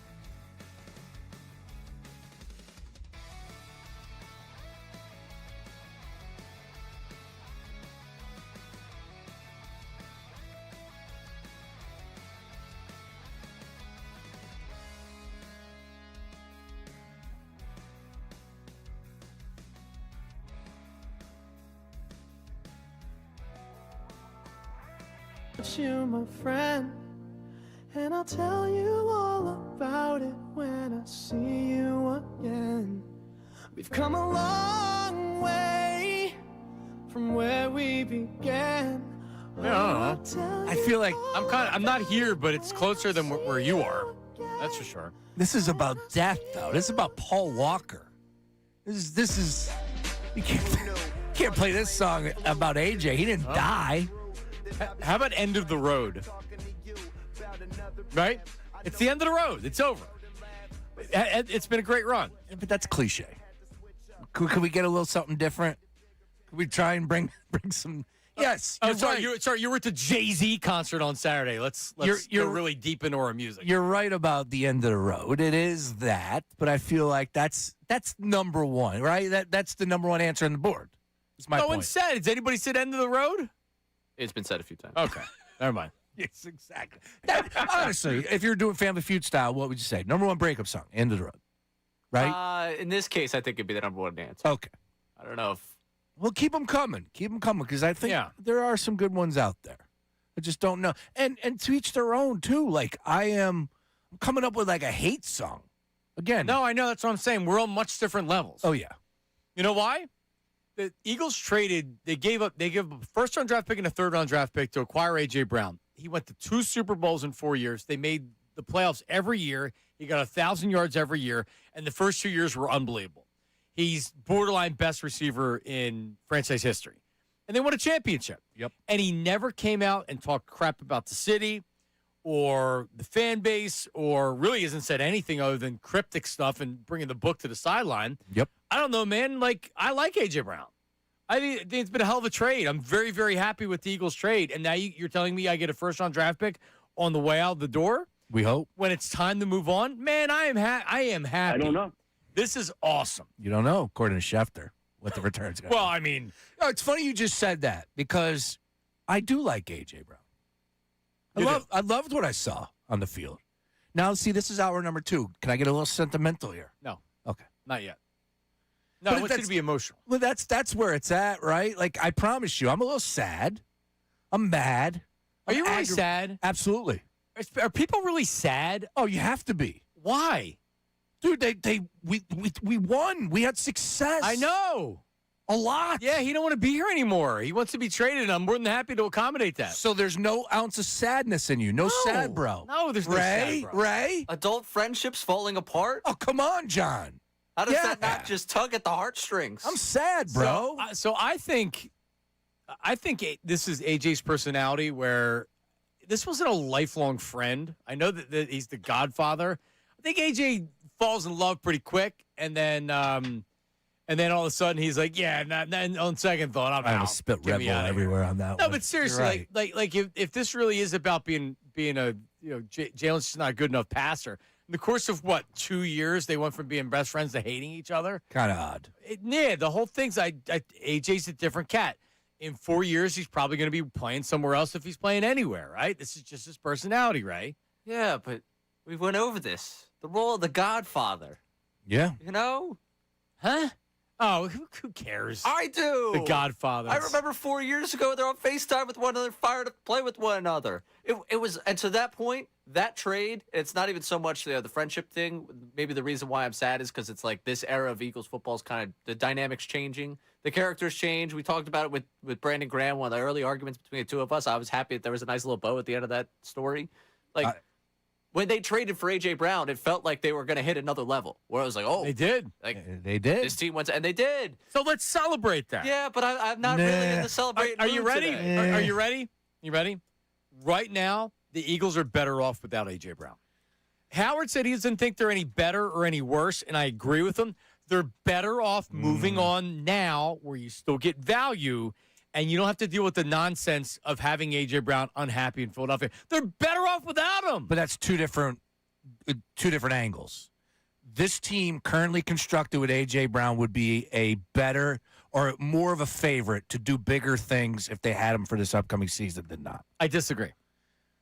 I think odds makers would have them slightly more favored. Even if that's the case, the one thing that you can't tangibly look at is chemistry on a team. You're right about that. And don't tell me that this doesn't affect things. It does. In You're 2023, there was clearly a chemistry issue. Man, this team's better off without A.J. Brown. And I say that not being like, yeah, F you, A.J. See ya. They're better off without him. It's the perfect time to move on. A.J.'s not talking crap about the organization. It hasn't publicly blown up, and the Eagles seem fine to move on from him. Yep. No, you're right about that part. I'll give you that. I have a new song. What? Isn't it her birthday today?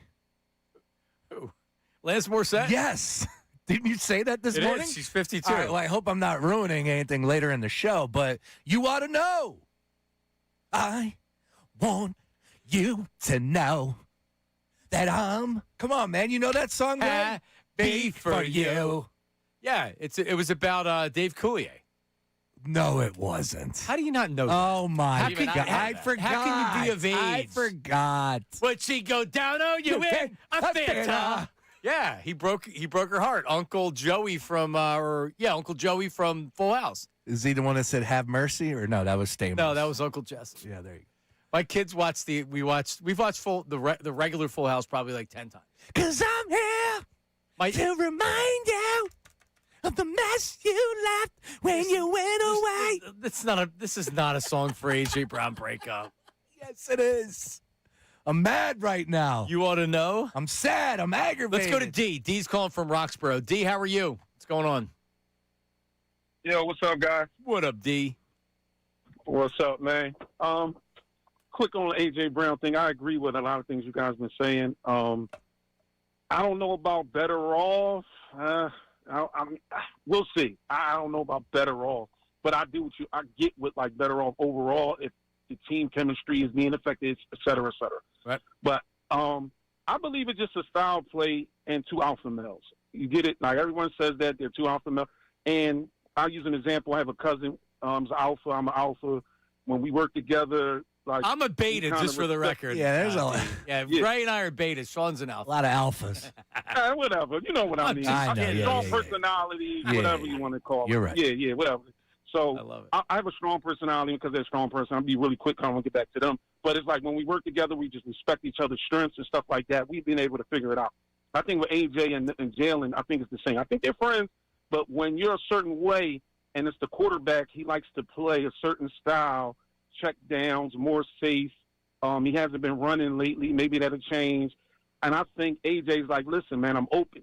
Give me the ball, take the shot, take the risk, those type of things. And I think that can ultimately make friends, not necessarily not friends anymore, but just like, all right, you go your way, I go my way, I respect you, but I got to go this direction. And I think that's more so if that was happening. I don't think they necessarily hate each other, something happened, but it's like, I respect you for what you do. I respect what I do. Now, what I will say, because Jalen's the quarterback, AJ's probably like, I got to leave. Because if you're going to say, I'm going to play this, I'm going to play the way I want to, bro. And I respect the way you got, but he has to think for the team. He has to think for the coaches. AJ's like, listen, man, I'm that boy. Throw me the ball. And I think that's more of a bigger picture to play when it comes to two individuals. And once again, like I said, I have a cousin. Some jobs is like I'll just do this on my own because I know if I bring him in, he's going to want to do certain things a certain way and certain things. But if I do need him, I know he's strong at this. But when it comes to football, you can't have that back and forth. It has to be some not anymore. Yeah, not exactly. Anymore. And so I think it's best that he leaves. I'm mad that he's leaving, but I think overall for the team, we'll be better. How it looks, how it's going to look with him going, I don't know. But, yeah, we can't keep two guys, star guys like that, who aren't seeing eye to eye with their styles of play because Jalen's like, listen, I see you open, but I don't want to throw the risk of an interception. It's an example. No. And it's like, well, no, you're right. No, because Steve, if you think about it, remember the Devontae Smith touchdown where he came back to the bench and he said, just throw the bleeping ball. These guys are frustrated because they're running routes and other quarterbacks are throwing the spots or throwing guys open, and Jalen's hesitant to make a lot of throws because he doesn't have confidence and doesn't want to make a mistake. That will frustrate your wide receivers. It'll frustrate your offense for sure. Now, AJ's taking it to the extreme of, I want to be traded. I don't hear anybody else talking about trade talk, but, you hear frustrations, and it's on I don't believe this is a personal thing between AJ and Jalen. And also, it really throws you for a loop when he is not commenting and not doing the other stuff. This isn't the first time you have a diva wide receiver Right. But in my mind, this is one of the first times you have a diva wide receiver that's keeping it close to the vest. Pretty It's crazy. interesting. Very weird. All right, coming up, man, how about a weekend of Sean Brace and Sean Carter? That's right. Oh. Was Sean hanging with Jay-Z? Was he backstage with Jay-Z at the Roots picnic? I do have one NBA player that I have a lot of respect for after this weekend. A big name. Big name. That's coming up, his recap. And Bruce also played over the weekend. Bruce Springsteen, I know Ray's a big fan. Middays with Marks, 97.5 The Fanatic.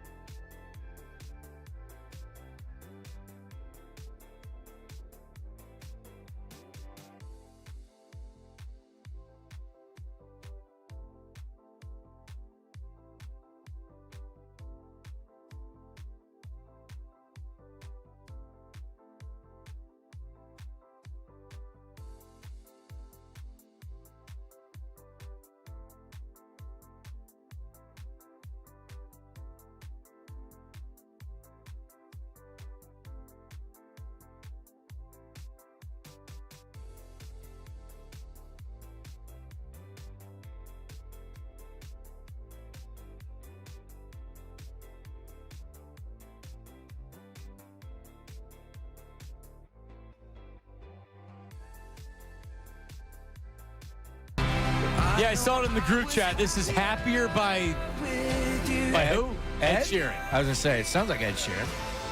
Are you an Ed fan? Sure. Yeah, he's good. I like Ed Sheeran. I don't dislike him. Well, Ray's got to be a huge fan. Because he looks like him? Us redheads stick together, man. Damn right. Hey, it's Ed Sheeran and Ray are the only two redheads that actually get laid. Is that true? That's it. They're the only two guys that actually pull. Did you see our boy Ray had another viral tweet this weekend? No. Yeah, another viral one. What'd he do? I don't know if it was that viral. Just firing up. It was good. What was it? Nightingale, it was one of those accounts put out, Nightingale, Phillies searching for right-handed bat at deadline. And I just said, done. I'll be looking for a beautiful woman at the bar. I did see that. Oh, that got a lot of traction? I guess it got a song. Oh, I retweeted and 15 people that were following me retweeted it. Wow, look at you. Wow, you're witty. Now, what are you doing when you cook up something like that? Are you sitting on the couch? Are you at the bar? Where were you when you put that content out? Sunday afternoon. I think I just gotten back from a bike ride, and I was just, look at this guy. Took a look and you fired it. I was like, oh, wow, thanks. That's shocking. Guy walks into Starbucks looking for coffee. Like, guy goes to Wawa for a hogie. Like, no kidding. This is what it is. So I was like, I'm sure someone will find this funny. Was it Phillies Tailgate? Who was the original account to put it out there? Underdog. Oh, okay. Yeah, because, they put it out there because people like you then interact with it and then make money. Yeah. You put something stupid from Nightingale. Anything like... I get it. No, I know, and I had the same reaction when I saw it, which was like, yeah, duh. No kidding. Yeah. Thanks. Thanks, genius, as Howard would say. Yeah. Someone in Detroit, whoa, the Phillies need a right-handed bat? Like, good work by you, Ray. Thank you. Wait. We buried the lead, though. What's with this biking? What? You ride a bike? Yeah. I learned to a long time ago, and I still remember how to do it. That's the first time you've mentioned that you go on bike rides. Yeah. Do you... Not frequently. Do you deck out? Do you dress up? Like No. Oh, no. What type of bike do you have? Like... A mountain bike, a 10-speed, a regular bike, BMX? Regular bike, yeah. There's Dyno? nothing really special to it. Okay. Why? It's so odd. He's so odd, Sean. I'm just curious. You're so odd. Like, you say the name of the brand of the bike. I don't know the name of the brand of the bike. It's been years since we bought the bike. What type of bike is it? Yeah. You take the bike down from where it's hanging up there. You drive it. Where were you? Down the shore. Okay. Oh, you're down the shore. Okay. Okay. All right. Yeah. Again, there you go. Yeah, that's a whole different. You ever ride a bike around the city? Oh, no, dude. It's something. Whoa. I did one time, and I was down by City Hall. I did that circle. I thought I was going to die. Yeah. I thought I was going to die. I'm like, no, this is a bad idea. Down the shore, I went from Ocean City down in the Gardens to Sea Isle plenty of times. Yeah. That's a long ride, but it's flat. Right. The entire ride is flat. So you can I just get a beach cruiser. Yeah. I just did. I was like, you know what? Last night was a little much. Let me get on the bike. Little detox. Do a little... Here's what Sean was thinking, that you have the helmet and you have the pants the on. spikes. I now understand why the question was asked. Yeah. Okay. It just didn't seem like I was that type of guy. I didn't know. We didn't know you were down. Yeah. If we knew you were down the shore, I wouldn't think that you. Well, maybe. I don't know. No, yeah. If you said you were down the shore, I would have totally assumed it was a beach cruiser. Yeah. You said bike, and I'm like, damn, he's pulling his bike down from Fishtown. Like, you got the get up. You one of those guys, huh? I have friends like that. I'm not like that. Okay. All right. Me neither. All right, Sean. Yeah. We would like to welcome a new partner to Middays with Marks on 97.5 The Fanatic. This is special, Johnny, because I have been with these folks for a long time, and now that we're going to be rolling together. But allow me to introduce that the 11 o'clock hour here on Middays with Marks is brought to you by DraftKings. Stay tuned, folks, because you'll hear more about DraftKings and all it has to offer throughout the show. DraftKings, the crown is yours. All right, Saturday, you were going to the Roots Picnic. Headlining the Roots Picnic was who, Sean? Jay-Z and the Roots. It was fantastic, John. So it was pretty crowded. It was jammed from top to bottom. You knew that it was going to be packed. And as far as white people are concerned, I was one of 100. And shout out to all the black folk, man. They held it down. They're all decked out, ready to go. What a great time it was. Honestly, a little older crowd, too, if I could. You know what I mean? So 40s. I'm telling you right now, it was a pleasant experience from start to finish. The show was at the Belmont Plateau, a place that does not normally host concerts, so I think people forget about that sort of deal. And that makes it a total mess. Correct. All right. So people that are complaining about, the Uber lines on the way out. Yes, I was right there with you. But as far as back and forth the stage, dude, I watched Jazzy Jeff on a beautiful Saturday afternoon performing at the Belmont Plateau. It was unbelievable. Cool. Jay-Z came out, crushed it, went absolutely berserk for 2+ hours. Sound quality was great. Celebrities were in the house. I look over, man, I saw Draymond Green walking through. I was like, yo, Draymond. He ignored me. That's fine. Right. It was him, Mav Carter, so on and so forth. Draymond was in the thick of it. All the way up front. He was in the thick of it, in the crowd. He was in general admission. He wasn't in GA. Oh. But he was in the thick of it. Okay. Surrounded by people. Just normal people. Like VIP was VIP, but it wasn't really that exclusive. So it was pretty cool, man. And I'll tell you right now, I'm going to think twice about saying something bad about Draymond. He's a big dude. That's a monster human being. Yeah. I ain't going to say nothing. What was Jordan Poole thinking? Just should have ran the other way. Yeah. That's a big cat. Jordan Poole's a big guy, too, but not big like that. No, big dude. Yeah, it was a great time, and I didn't go yesterday. I know a couple buddies of mine went yesterday. The big thing for a lot of people complaining is the fact that the Ubers and the taxi cabs on the way out, I walked 20 streets, 20 blocks. I walked from 42nd Street down to 22nd Street on Girard, thinking that I could get as far as possible out, maybe stop by a bar or catch an Uber, whatever it was, but my plan of attack didn't really work all that well, I won't lie. And then getting home about 2 o'clock. So you walked for a long time, and then you finally found Finally got a cab, and then overpaid. But at the end of the day, I was prepared to walk literally to Manayunk. I was. And then take the train from there. But I ended up just... that sounds awful. Yeah, it was that was tough. But it was a part of the deal. Like and you knew it going in. You said it Friday. Correct. No, I know. I'm wearing my walking shoes, ready to go. But you're walking by yourself? At that... Well, I mean, other people leaving the concert. Right. Yeah. But you didn't know. No, a couple of my buddies went the other way, and I'm going home. All right. It was late. But great time, and I mean it. A shout out to everybody that put that show on. Roots, 18th year for their picnic. I've been at probably 8 or 9 of them. I was there at number 1, number 2, number 3, number 4 at Festival Pier, so a long way from that.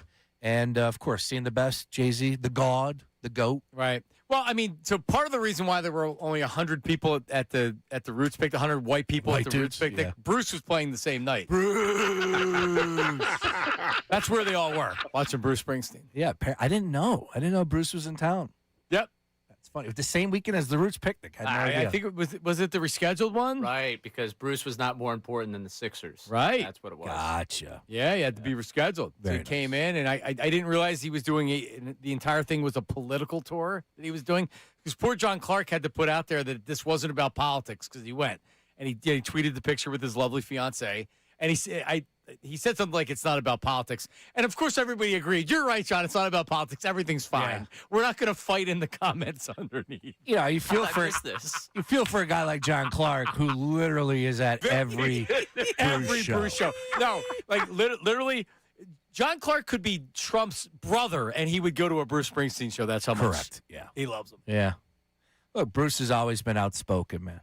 You know. And that's just the way he always is. Screw everybody. Screw left, right, middle. Screw everybody anymore. You know what, I don't care. I'm with you on that. You know what I mean? Like, whatever. I just let people do what they want to do and leave me the hell alone and don't affect my life. Well, and that's gas prices are affecting my life. Yeah. You nailed it. That's the issue. We all are. At the end of the day, we're all trying to work our hardest. We're all trying to do our best. You have families, like you go to these softball games, these baseball games. Everybody there, I don't care who you vote for. We're all trying to do our best. And right now, things are not easy. And they're not getting easier either. So I'm sorry. The people that are currently making the rules, the administration in place, I don't care if it's whoever it is, that's the issue. Things aren't getting easier right now. No, you're not. Are you talking about specifically the current administration, Sean? I'll talk about every administration possible. Good answer. Every one of them. Good answer, Ray. You know I voted for George W. Bush. I voted Republican. I voted Democrat. Were you old enough to? Yes, the first guy I voted for. And I remember those conversations with my dad about Al Gore versus George W. Bush. Well, your dad was a Republican. Hardcore Republican. I grew up. One of the reasons why I'm sitting in this chair is because of Rush Bleeping Limbaugh. And now look at you. You're a liberal. No, I'm not. I'm in the middle. You tweet all the time about politics, Sean. Stop tweeting about politics. That's it. Yeah, that's me. My tongue's in my cheek for people that don't realize. Yes, no, I'm not serious. I do not go into the world of social media when it comes to politics. Good. But I will talk to anybody because at the end of the day, we're all trying to do our best. I want to talk about A.J. Brown. I don't have time to talk about politics. Are you trying to do your best? Of course I am. Okay. I don't want to. Yeah, of course I am. That's what it comes back to. All right, coming up. Ray, are you trying to do your best? No, I promise I do get my out of worst. here. Coming up. So the news and new with Ray Dunn has went international. Juan Soto, Chet Holmgren. That's coming up next. Middays with Marks, 97.5 The Fanatic. Now on 97.5 The Fanatic Sports Update. It's June 1st. I'm Ray Dunn with this Fanatic Sports Update. Today at 4 o'clock, the window opens for an A.J. Brown deal. The expectation, as it's been for months at this point, the destination will be the New England Patriots, and the compensation, which has been widely speculated over the last couple of weeks, a 2028 first-round pick for A.J. Brown. Here's Adam Schefter from The Morning Show today. I expect the deal to include a 2028 first-round draft pick. Now, again, two sides still have to get on the phone. They still have to work out details. They still have to come to an agreement. I think it'll be a 2028 first-round draft pick that is included in that deal. We'll keep you updated if they come to that agreement. We'll talk to James Palmer coming up at 1 o'clock. The Phillies dropped 2 of 3 in L.A. to the Dodgers, including a 9-1 loss yesterday, which they didn't score until Bryson started a home run in the 9th inning. Andrew Painter allowing 4 runs in 3 1/3. JT Realmuto left the game with a wrist contusion. And over the weekend, the Spurs won the Western Conference Finals over the Thunder in 7 games, setting up the NBA Finals Wednesday night. Knicks Spurs, you can hear it right here on The Fanatic. This update is brought to you by Aleve. Whatever the forecast, aches and pains can cloud up a perfect day. Just one pill. Aleve provides up to 12 hours of pain relief, so you're ready for sunny skies ahead. Use as directed. I'm Ray Dunn on your home for the Sixers, Flyers, and the Union. 975 The Fanatic and The Fanatic app.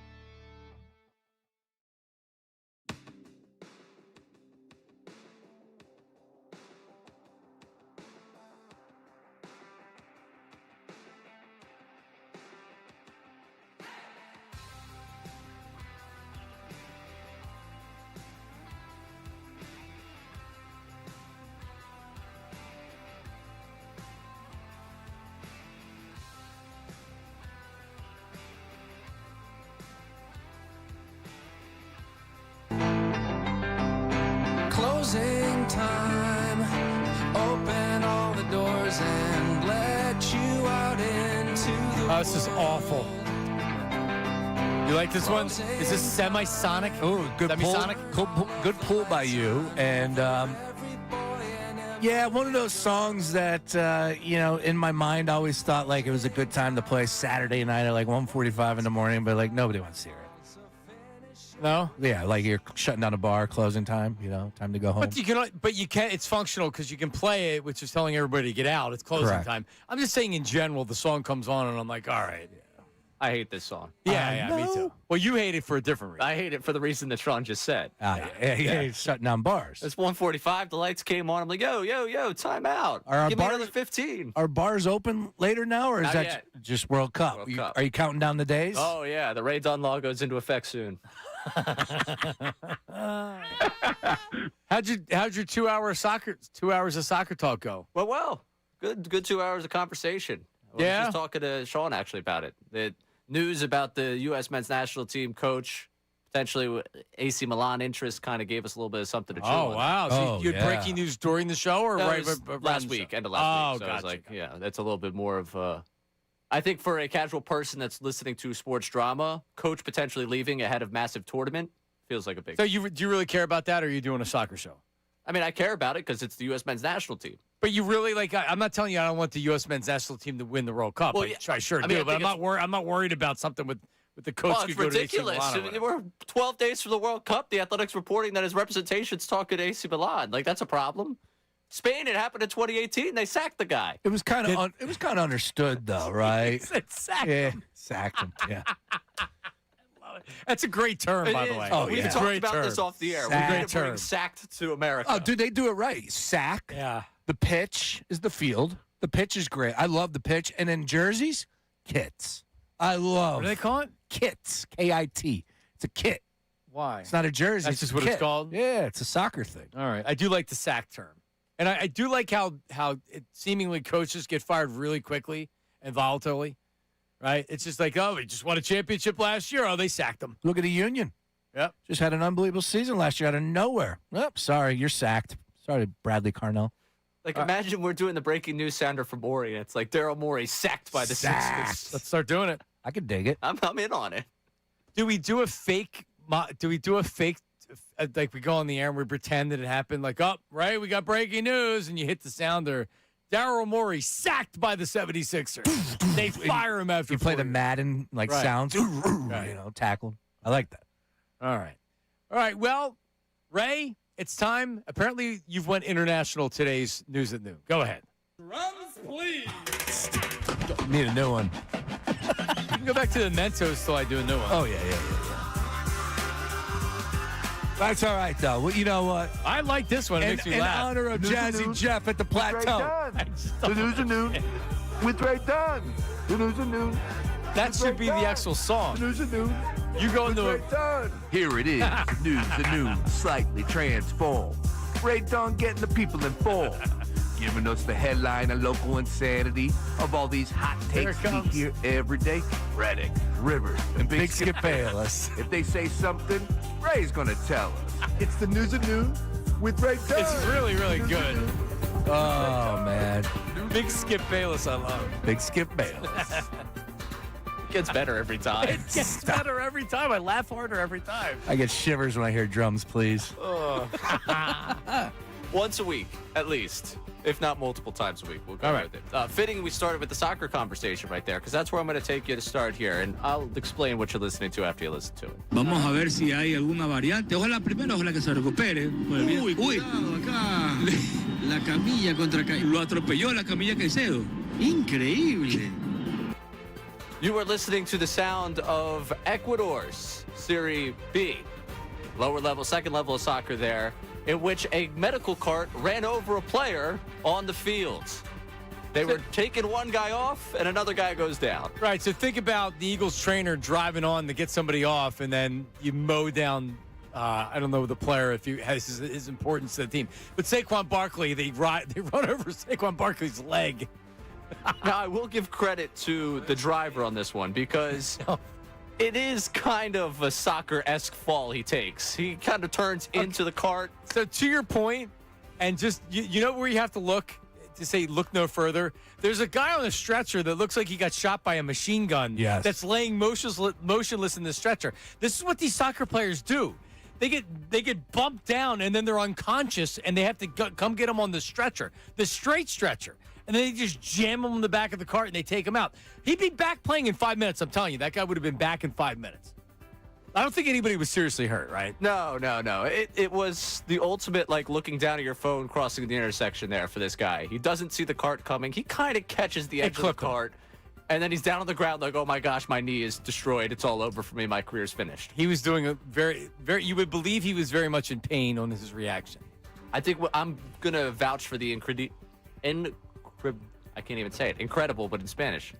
I don't know how to say it in Spanish. You're looking at the wrong guy here. Yeah, well, the end of this. Yeah, the end of this clip, I think we need it for the drop word. Okay. Incredible. When I used to work in landscaping, at the golf course, it would be poquito, would be small. A little bit. No más trabajo. That means no more work.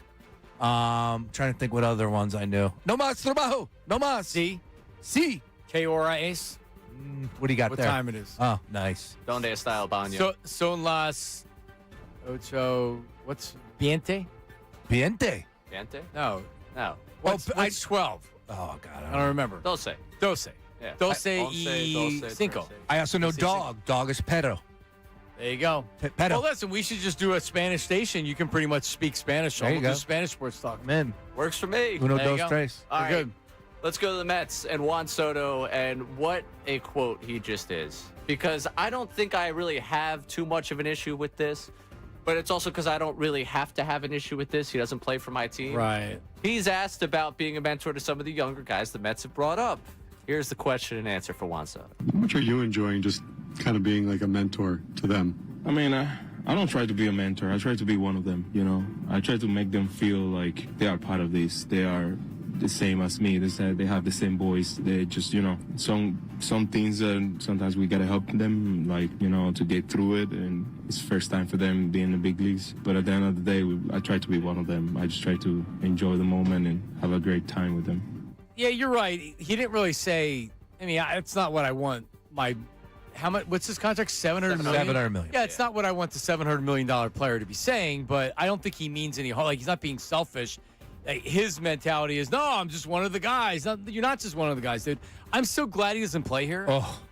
I'm so because like, man, is the word aloof? Like, I am so glad he doesn't play here. Wait, I just have to laugh even louder at the thought of Juan Soto playing in Philadelphia. I just am cracking up at that even thinking, because it was never realistic. It was always the Yankees or the Mets, right? Correct. Okay.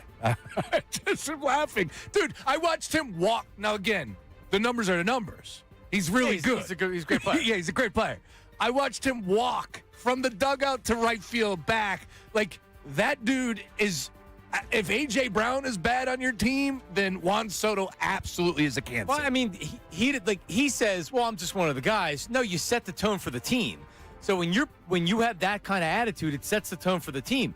Juan Soto's a great player. What's the Mets record? I know that they played well recently. No, they're terrible. Yeah, it's bad. Yeah. And you think that's going to work out in New York? Nope.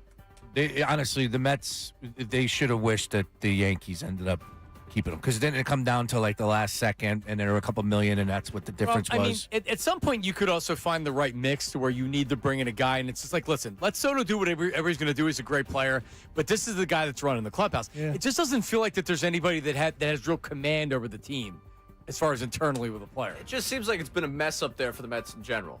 Like, since they beat the Phillies. Yeah, pretty much since that. They add Soto. Last year goes the way it does. They start shipping guys out left and right. They don't bring Alonso back. They're trying to find the mix.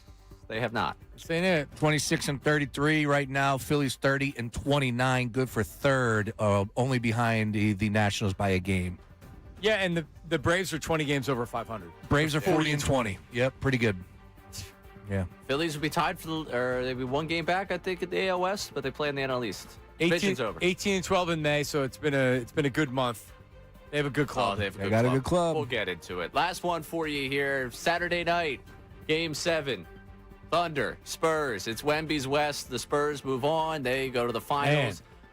Probably the big storyline, because NBA media is more about who failed than who succeeded. Chet Holmgren Just a disaster of a Game 7 for him. Only took 2 shots. Yeah. 4 points for him, I think, was the final whatever it was. Ugly for him in the end. This is the best way I've heard it summarized. Shannon Sharp on Nightcap. That extension kicks in for Chet this season. If I go to the party, man, this party boy, man, these girls ain't nothing. Well, how many you talk to? I ain't talked to none.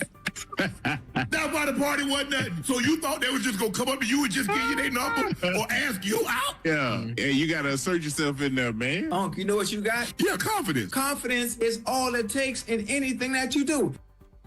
Unc. Shannon Sharp's great. Yeah, there was a video that surfaced over the weekend that people were asking if Ray would be bringing up on News at Noon between those three. It's Joe Johnson now. He's joined the party. Oh, is that who it is? I didn't know. Joe who it was. Johnson, Chad Ochocinco, and Shannon Sharp. And I'll just leave it to you this. Ochocinco is a freak. He is a bona fide, in the bedroom freak with a capital F. And there was a segment that they were talking about pleasuring, and it went all over the place. And Joe Johnson was not feeling it, and Shannon was just laughing. But Chad Ochocinco is a freak. That's like Ray when he gets together with his friends. They can't help themselves. Yeah, that's exactly how our conversations go. All about pleasuring, folks. All about pleasuring. No, in fact, the last time I remember Ray talking about getting together with a friend, did you watch the Bill Simmons podcast? Oh, we did, yeah. No, absolutely, that happened. Oh my god! By the way, I don't want to watch that either. But I'm not. No, they can. If that's what the podcast is, I'm good. Ralia. I will say. Ralia. There you go. Shannon Sharp does a great job of setting up Chad Ochocinco for all that. Because he knows. Shaq level with Charles. No, Shannon Sharp has real instinct on how to do the media job. He's really, really good. Now he's gotten full of himself, and I don't like some of the nonsense. But with Skip, he just hated Skip. He didn't want to deal with Skip anymore. Yeah. Well, let me tell you, Skip. But geez, that show got intense sometimes. Yeah, he screwed himself with everything that took place because I think he was staring at a pretty good paycheck coming his way, and he would have been on the opposite side of Stephen A. From John Kincade, Shannon Sharp's one of the biggest a-holes in the media. Huge feud with me from the Shaq cast. Ooh. So I protected him because the way he parked at the gym, which we both went to, he was so hurt by it. He went after me on the Shaq cast. Oh, we got to pull that audio. Wait. Time out. Forget that. They went to the same gym? You're telling me Shannon Sharp? Yes. Monster. Yeah, and John Kincade? Yeah, similar Same physiques. gym? Yeah, similar physiques. Skip. Absolutely. Hey, let me tell you something, Skip. Skip. Now, Skip. Listen to me now, Skip. No, I mean, I can't. He called him one of the biggest a-holes. Sure, I'm sure he is. I'm telling you, man, these dudes. Now John Kincaid's probably seen Shannon Sharp before in real life. I saw Draymond, and now whenever you play some Draymond Green with the News at Noon, I'm going to think twice about what I have to say about Mr. Green. I would think 3 times about Shannon Sharp. Draymond's probably just going to ignore you. Shannon Sharp may not ignore you. Yeah, that's true. He may choose to come back to you. Well, let me tell you something right now. You won't play me? Skip. That was a good show, though. It was better than anything else they've had on the air. For at least a little bit, because it was interesting. Yeah, I don't mind the show with Nick Wright. I think him and Broussard and the other whack-a-mole. Yeah, well, I mean, for the most part, the shows all suck. But yeah, why is that though? Because they're fake opinions, But why are some shows on ESPN the same, contrived from the same thought process, but yet somewhat better? Meaning, because they've been doing it. Right? Why is all of ESPN's programming better than FS1? All FS1, they brought the Jamie Horowitz over who started the First Takes in those shows and said, do the same thing here. So we're going to make the same shows. If you think about it, they canceled a bunch of those shows because they threw a bunch of them against the wall. The Shady, whatever that show was, Chubby Chase Daniel, all those guys, they'd cancel a bunch of those shows, or at least 2 of those shows because they weren't Breakfast working. Ball. Right, it didn't work. Yep. So they're like, all right, well, that's not going to work. But the ones that are good, like you said with Nick Wright, they keep around and they develop it. Yeah. Skip and Shannon just, they were 2 maniacs and it was never going to be able to work out. Skip. Right. But First Take just uses the resources of ESPN, and Stephen A is almost a cartoon character at this point. Yeah. They surround them with people. They're going to bring Skip back on at least like maybe a once-a-week basis. It's coming. Yeah, it's coming. coming. You know it's coming. Right, and people are going to watch it because everybody loves nostalgia. And we know it's fake anyway, so why not be like after the Cowboys lose, Skip's going to put the jersey in the trash can and be all upset about it. And Stephen A is going to wear the hat with the cigar. Do you think we could handle Shannon, Stephen A, and Skip on the same TV screen? Oh, dude, see, now we're talking. Stephen A, hold up, Skip. I'm talking to Stephen A. I'm talking to Stephen. Nobody gets a word in. No, that's the entire show is just the three of them fighting for airtime. All right, if Shannon Sharp joined us on the show and you were doing your Shannon Sharp, would he think it was funny or would he want to knock you out? Oh, he'd want to fight me. Yeah, he's not. He's definitely not a fan of. That Giggly? Who's the one guy that does all the voices? Caliendo? There you go. He's he doesn't like Does he do Caliendo? Of course he does. Yes. Shannon's not a hard one to do. Yeah, you're doing it. Yeah, Shannon's not a hard one to do. I love Shannon Sharp. I had a poster of Shannon Sharp on my wall when I was a kid. You should lead with that. Sharp Attack. It was him and his brother, Sterling. I got it from Foot Locker when I was like 10 years old. Yep. Yeah, Sterling for a couple years there with Packers. With Mikowski. Yeah. Was all the over Magic the place. Man. Yep. I think they both wore 84, Broncos and Pack. I wore 84 when I was like a freshman in high school. All right. Well, there you go. So the Phils, 2 of 3 over the weekend, lose. So they only win that middle game, which I don't know if you weren't watching the game. You were at the Roots picnic. I watched yesterday, unfortunately. Yeah, I didn't. I tuned in for about 3 seconds yesterday, and I was out.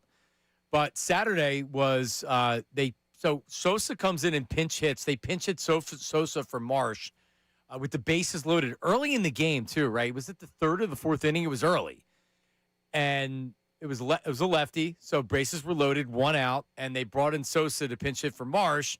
And Sosa had about as uncompetitive of an at bat as you possibly have. He didn't see 1 strike. He swung at everything, and he was out. And then Bohm came up. So there's 1 out in the inning. Bohm came up. And he ended up, I think, grounding out the end of the inning. Now, so everybody's killing Don Mattingly for taking Marsh out of the game. And, like, Marsh has earned that at bat. And what are you doing? And Sosa sucks and all this other stuff. Sosa comes back later in the game in the 8th inning, and he hits the 2-run home run that puts the Phillies ahead. So it ended up working out in the end. But it's kind of the Phillies outfield right now, which is Mattingly's going to take Marsh out in certain spots, and Garcia can't hit anything. And Sosa's your 4th outfielder right now, right? Yeah. And Crawford's your 3rd outfield, which isn't great as well. But they still won the 1 game. I'm perfectly satisfied with it. They swept the Padres. They took one of 3 from the Dodgers, 4-2 on the road trip. Yeah, we talked about that on Friday. What were your expectations? And I think, we going into it, you know what the Dodgers are? Coming in high with the Padres, sweeping them with that. Of course, that lineup's good. Yeah, it is good. It was underwhelming performance as far as Sunday is concerned, but I think that was about as easy as a scheduled loss as you could see. Yep. We were sitting poolside yesterday, myself and Colin, and I go, let's wager on this game. And I go, you know what? Let's not. I didn't want to bet against the Phils, but I sure as heck was not feeling the Phillies winning that game. Let's put it to you that way. Anyways, you were sitting poolside yesterday? Poolside, man. My guy Colin. Yeah, Colin Good's got a pool. Nice. Look at you. Real estate agent to the stars. Wow, family over there with you and everything? Had the 2 kids. Wife was at a brunch. Even better. Yeah, so I had the 2 kids with me. Lane's a little maniac. It's tough 1-year-old. He thinks the pool is a swimming toe. Dude. Yeah. Sounds like a hell of a Sunday. It was great. And, of course, the Phillies losing sucked. But at the end of the day, here we are. And now, John, you look at this month, right? Like, I don't want to make light of it, but you look at this month. This is a winnable month in the grand scheme of things with what the Phillies have coming up on the calendar. I know that there's some teams that are playing good right now as far as standings are concerned. Stop it. Nationals, Marlins, Mets are on it. Blue Jays, watch out for the Blue Jays. Blue Jays are getting healthy. We know what they're capable of. That's going to be a tough, I think it's only 2 games, but this is a winnable month for the Phillies. Home against the Padres, home against the White Sox. They're home against at Toronto, at Milwaukee. That's a good one. Home against Miami. And then you got the Mets, the middle of June. Thursday, Saturday, Sunday. The off day on Friday. I hate that. Yeah, that's weird. Thursday, Saturday, Sunday in June. Home against the Mets. At the Nationals for 4, and then at the Mets for 3. Yeah, a lot against the Mets. which is good. And finish it off with the Pirates. And, like, the Nats are good right now. They're 31-29, but they're beatable. Like, I'm not buying into that.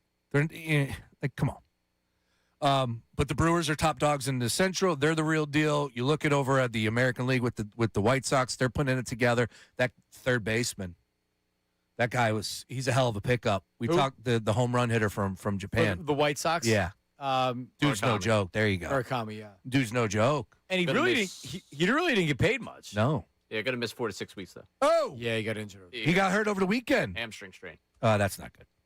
That's not good. Anyways, well, that's good for the Phillies because they're going to be facing them this month. So, winnable games. Let's get it going.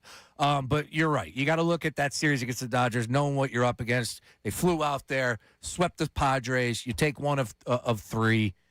I hate to sit here and wave the white flag like that, but it's just the reality. You're on the road. Bring it home. I had a Philly stat here. So JT got hit by a pitch, and he So I mean, right? I don't know if there's any severity of anything out there, but he left the game. It was the fastball too. They took off the wrist. So hopefully it's not more than he needs a day or two, because when he doesn't catch, it is not good. If you look at the ERA of JT and you look at the ERA of the other two catchers, there's a significant drop. And yesterday, I actually have it written down here. So Andrew Painter, when JT catches him, 3.89 ERA. When Stubbs and Marchand, 9.16. Painter gave up 2 home runs in the 3 batters he faced after JT was out of the game. Now, is that a coincidence? Would that have happened? Yeah, probably, or maybe. But, I mean, what's real is that JT's a much better catcher than these other two. Backup catchers is not good for the Phillies. No. At all. Ugly. It's ugly, some would say. It really is. Painter was not good. Not good yesterday. I don't think he just doesn't have swing and miss stuff, man. When you watch the games, the stuff isn't great. It's okay. I saw a take on the timeline yesterday that Dombrowski dropped the ball and should have traded Matt Painter or Andrew Painter, excuse me, and re-signed Ranger. Right. I mean, that's the revisionist history. That's right. I mean, you'd still need Monday morning. You'd still need to come up with $25 million a year to be able to keep him. That too. Yeah, there's takes all over. Well, they should get Scooble. I don't know if you guys have heard this one. I was listening to Mike Gill over the weekend, and I thought he made some good points, John. They should go out there and get Scooble. With Scooble, sure. I'm not. I can't believe Mike Gill was saying that. It's interesting to me. I want to know more about why he was making the case for that. Like, you give me Scooble, I get it. He's awesome. But if you can't score runs, like, just have fun with me. You can't score runs. You can't hit the ball. You can't play, guys. What are you going to do? Mm-hmm. You're going to lose these games. We got to get a hitter. They need an impact right-handed bat is what they need. Not a right-handed bat, an impact right-handed bat. End of story. Yeah. Now, you might get Bader, which he had an impact, but he was also hurt. And that's not that you need a better bat than that. You need an impact bat. You need a guy that can hit fourth and can drive in runs and has a little bit of power. All right, coming up, 2 pieces of news from Adam Schefter over the last 2 hours. One's an Eagles wide receiver, not A.J. Brown. Also, we have a bunch of text line stuff on A.J. Brown. That's coming up next, Middays with Marks. Now, on 97.5 The Fanatic Sports Update.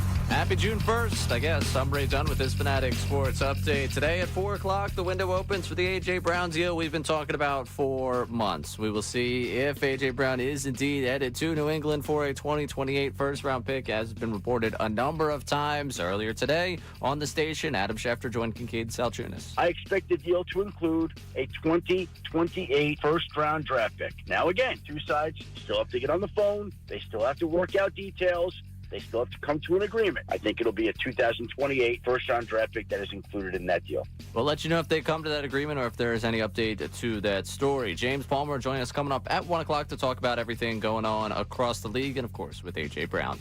Phillies dropped 2-3 out in L.A. over the weekend, lost 9-1 to the Dodgers yesterday. Didn't score until the 9th with the Bryson Stott home run. JT Realmuto left the game with a wrist contusion. NBA Finals are set after the Spurs knocking off the Thunder in Game 7 of the Western Conference Finals on Saturday night. Knicks Spurs Wednesday night. You'll be able to listen to the finals right here on The Fanatic. This update is brought to you by Mattress Firm. Waking up drained, Mattress Firm sleep experts will help you find the right bed for deeper rest at the Memorial Day sale. Mattress Firm, they make sleep easy. I'm Ray Dunn, your home for the NBA Finals. 97.5 The Fanatic and The Fanatic.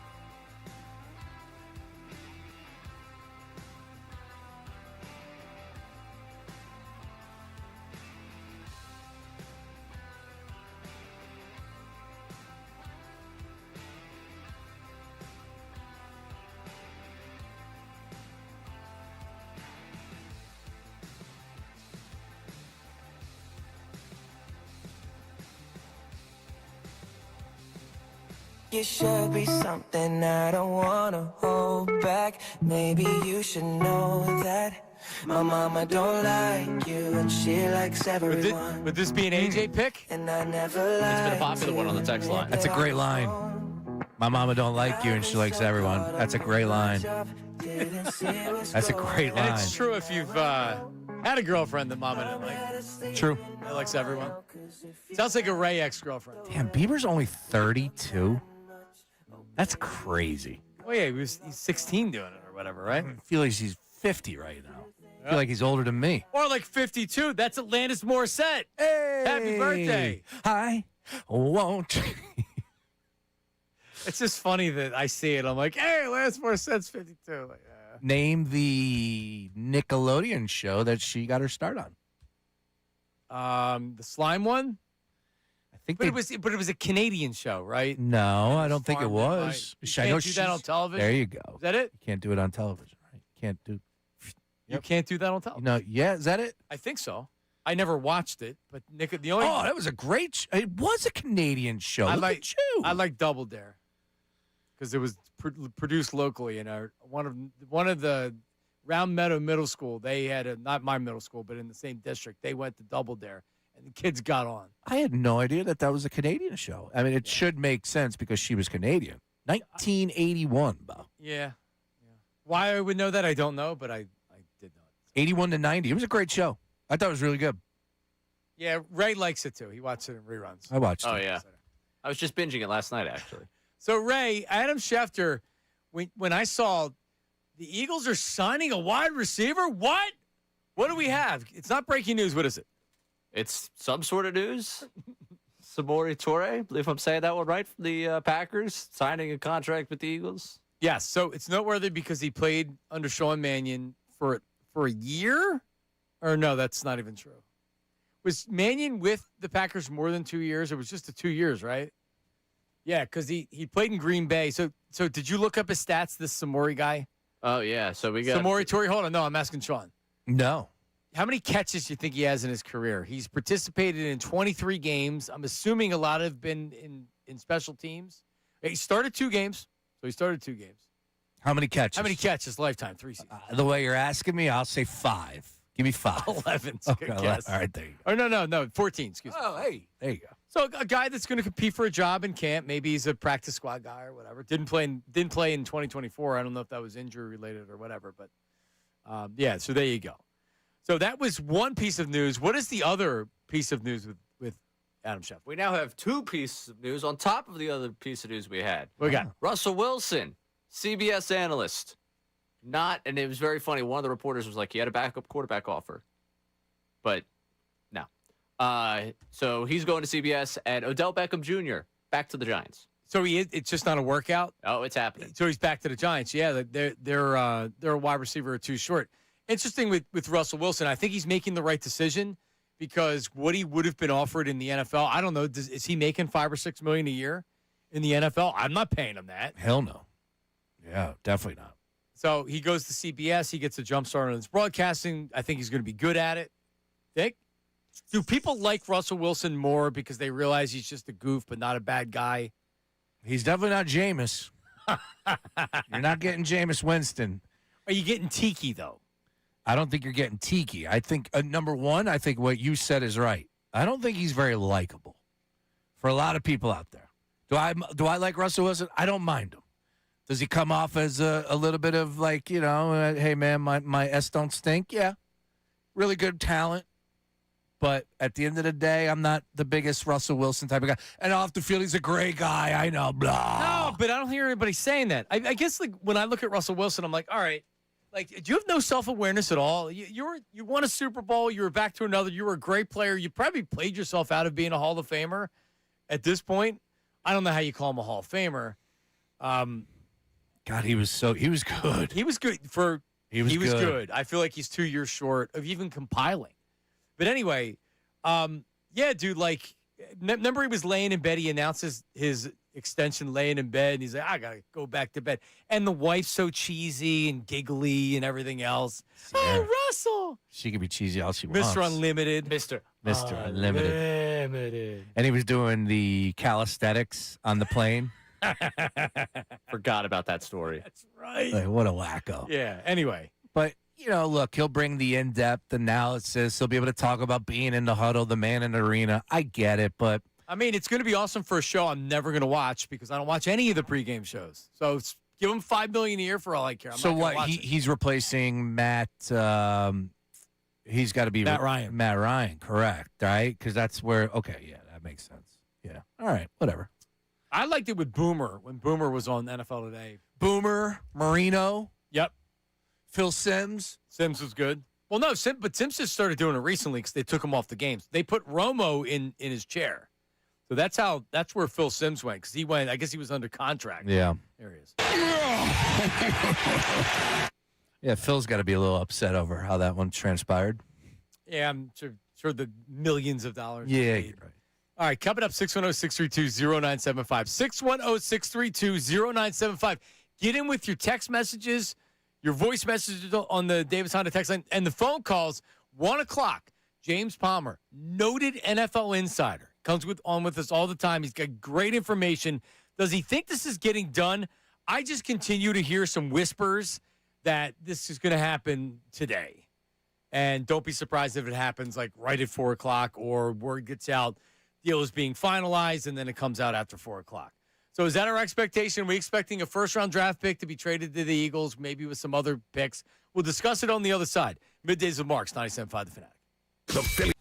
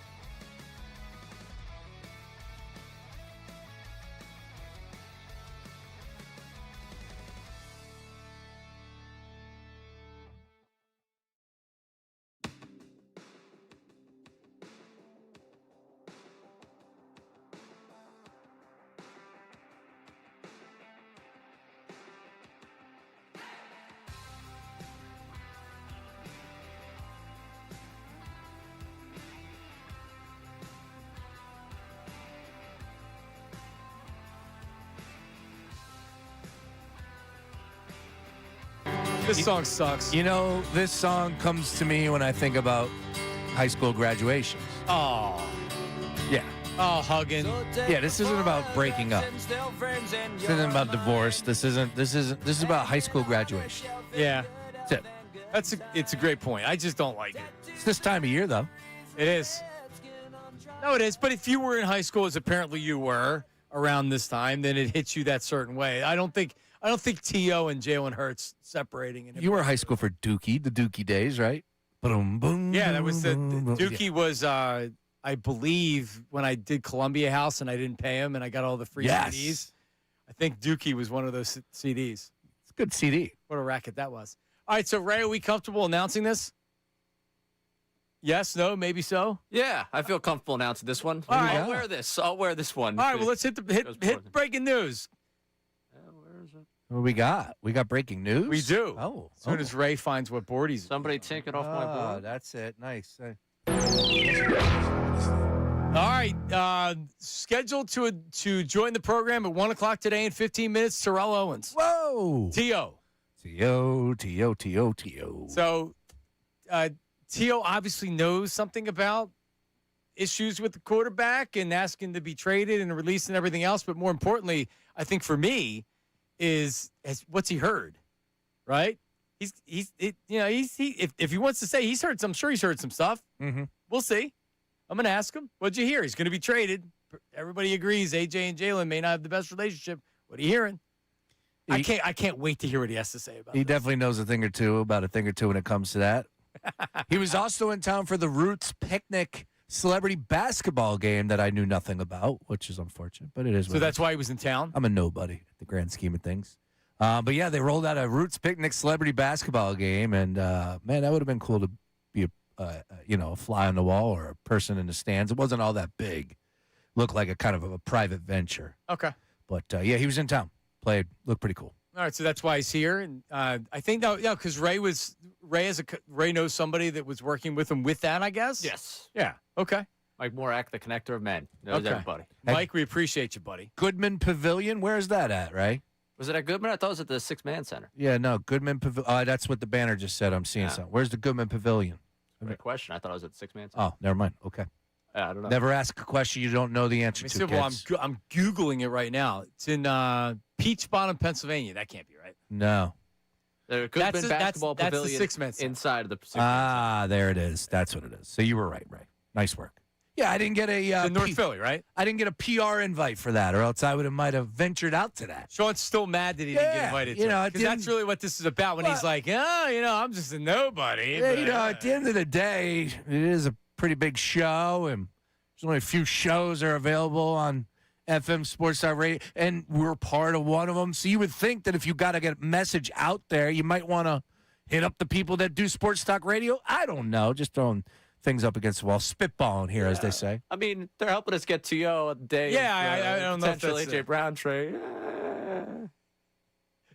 I'm kind of grateful to the boys. All right, I'll bite my lip on this one. You're Assuming right. he's going on with us in 10 minutes. Yeah, you're right. Yeah, you're right. very, very. Should be very interesting to say the least what T.O. has to say about all of this. I mean, a lot of people are saying they expect it today, that maybe at some point over the next few hours you get the deal is about to be finalized, and then before you even look up, the deal is finalized. So that could happen today. A lot of people expecting it to happen today. Maybe it's tomorrow. I don't know. I mean, I've heard a lot of different things here. But, yeah. So we'll keep you updated on everything that we see. But T.O. Pretty cool. So, Ray did you get them here? It was Friends Central, right? The kids were here today talking to the station, and it's a mixed group of 9th, 10th, 11th, and 12th graders.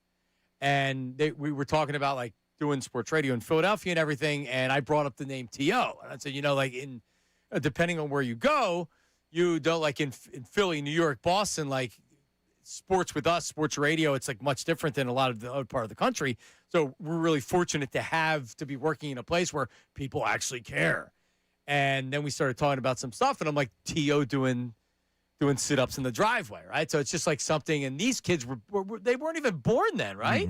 Yeah. No, no, they weren't. 2005. Probably not. They weren't. These kids are in high school. So, and then the one kid knows exactly because he's like, yeah, my parents told me a lot about T.O., but a lot of them may not even know who T.O. is, honestly. Happened before their lifetime. But, yeah, I mean, listen, here's what we're going to do, all right? We'll come back, 610-632-0975. Text line, voice text line, phone line. But what happens with A.J. Brown, and what is T.O.'s opinion on it? What has he heard? And his thoughts on the situation. Terrell Owens joins the show. And he'll be on Zoom, apparently, too, if you want to check out Zoom. At 975 The Fanatic on YouTube. So make sure you subscribe and check us out live. T.O.'s coming up at 1 o'clock after this. Don't go anywhere. Now on 97.5 The Fanatic.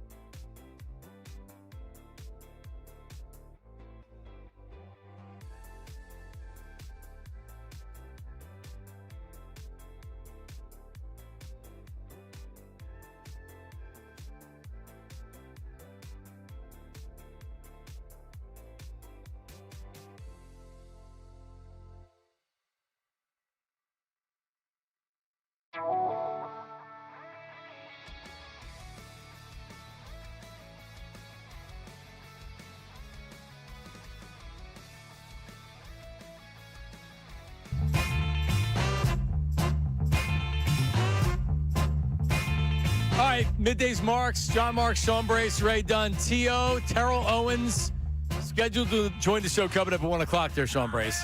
How about that? He was, when How about that? superior players retire and they always talk about coming back and playing. T.O. wanted to come back and play. He just couldn't get a team to give him a shot in his 40s. There's not a doubt in my mind. Now, he probably would have gotten hurt. There's not a doubt in my mind. If you put him on the field for one game, dude's going off. And I'm not talking about 150 yards or 175 yards, but he's going to catch a couple balls and he's going to be flying all over the place. What a career. So, best wide receivers of that era is T.O. ahead of Randy Moss. It's tough to say, man. Well, he's coming up in 5 minutes, so I don't know. But It's no, close. I would always say Randy in front of T.O., but it is about as close as it gets. It's paper thin.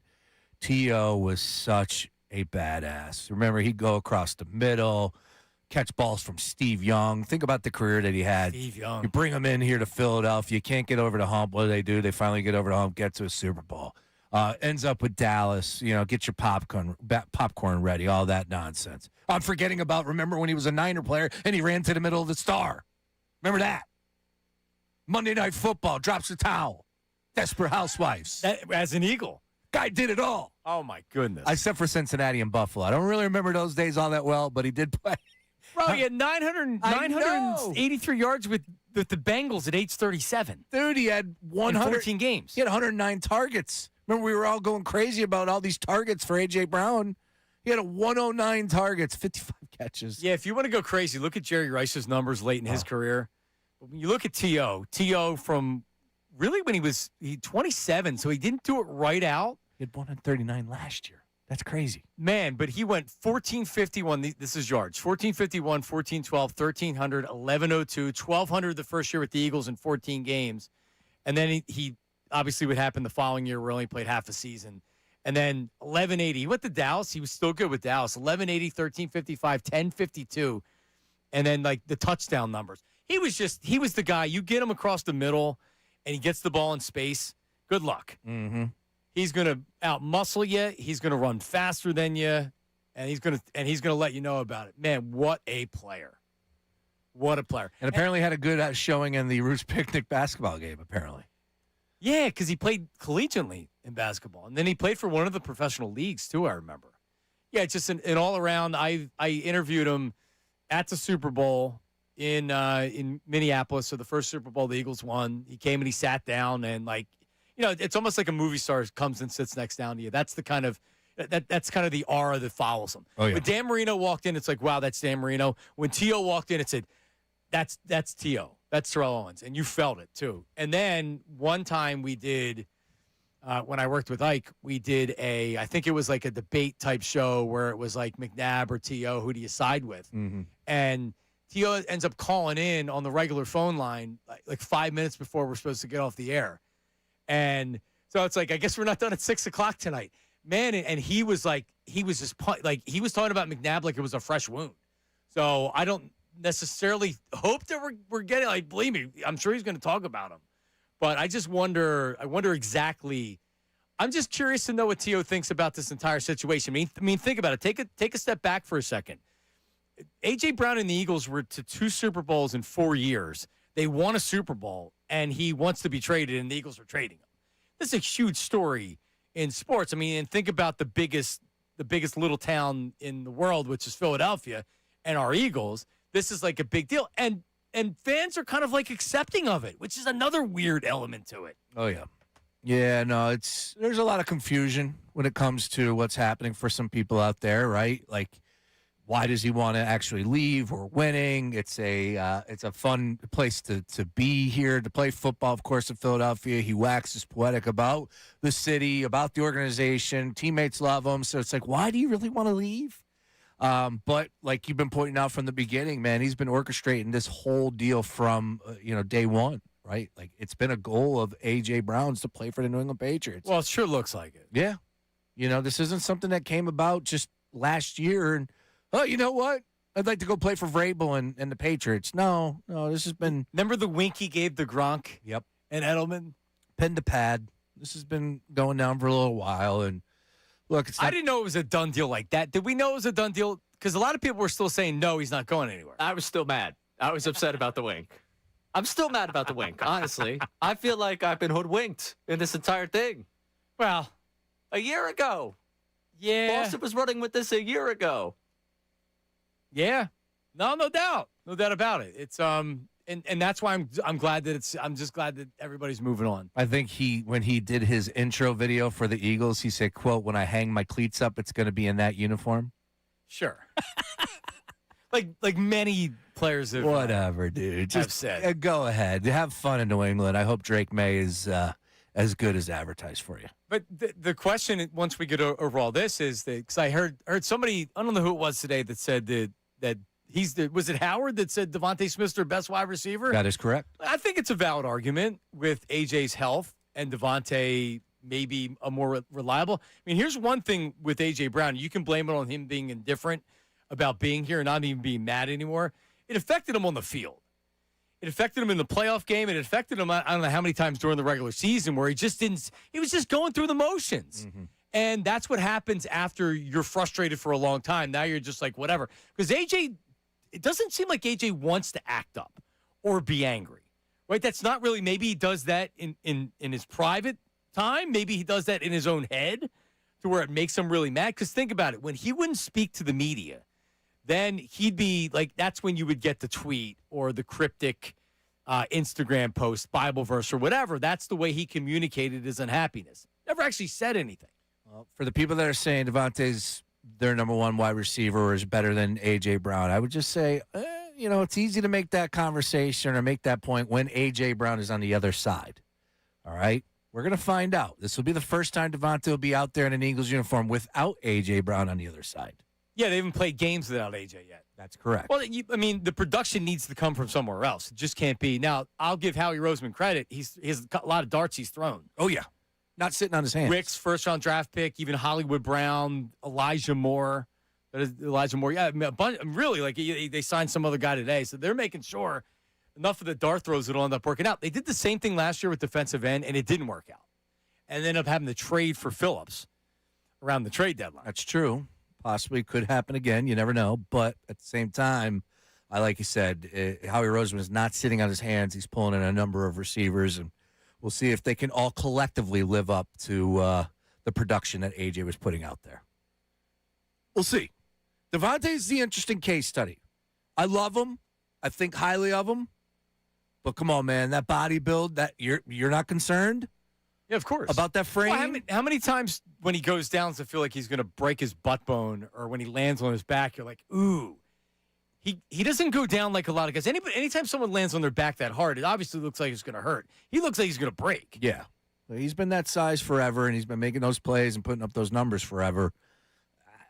Now it's a different ask. Like I said, without AJ on the other side, it's a different ask. And I know that this team is still going to be based off of running the football. You need the offensive line health. Saquon Barkley, big season. And I told you, I can't get enough is what Saquon said last week.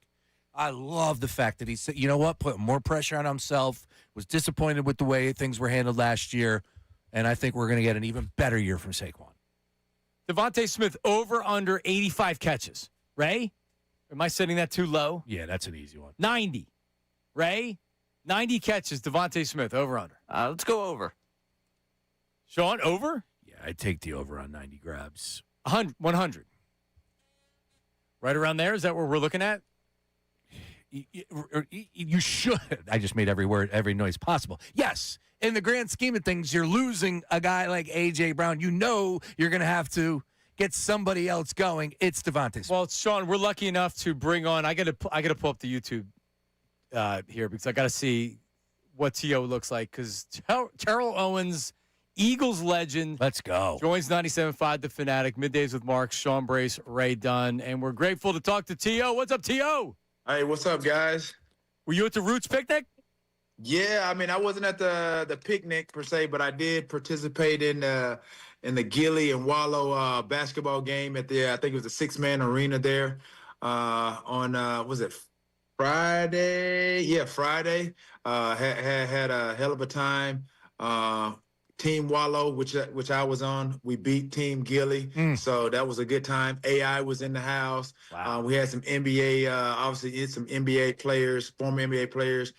PJ Tucker, Jeff Teague, Lou Will, who played right there in Philly. So it was a good time. So I got some bragging rights on Gilly that we beat him. Gotta love it. And I saw you walk away with the hardware with the big trophy there. Tio, you're always getting the phone call. I see you participating in Devontae Smith's celebrity softball game. I see you participating in a lot of those gigs. What's that mean to you, man, that your name still carries weight and people know that if Tio's showing up, watch out?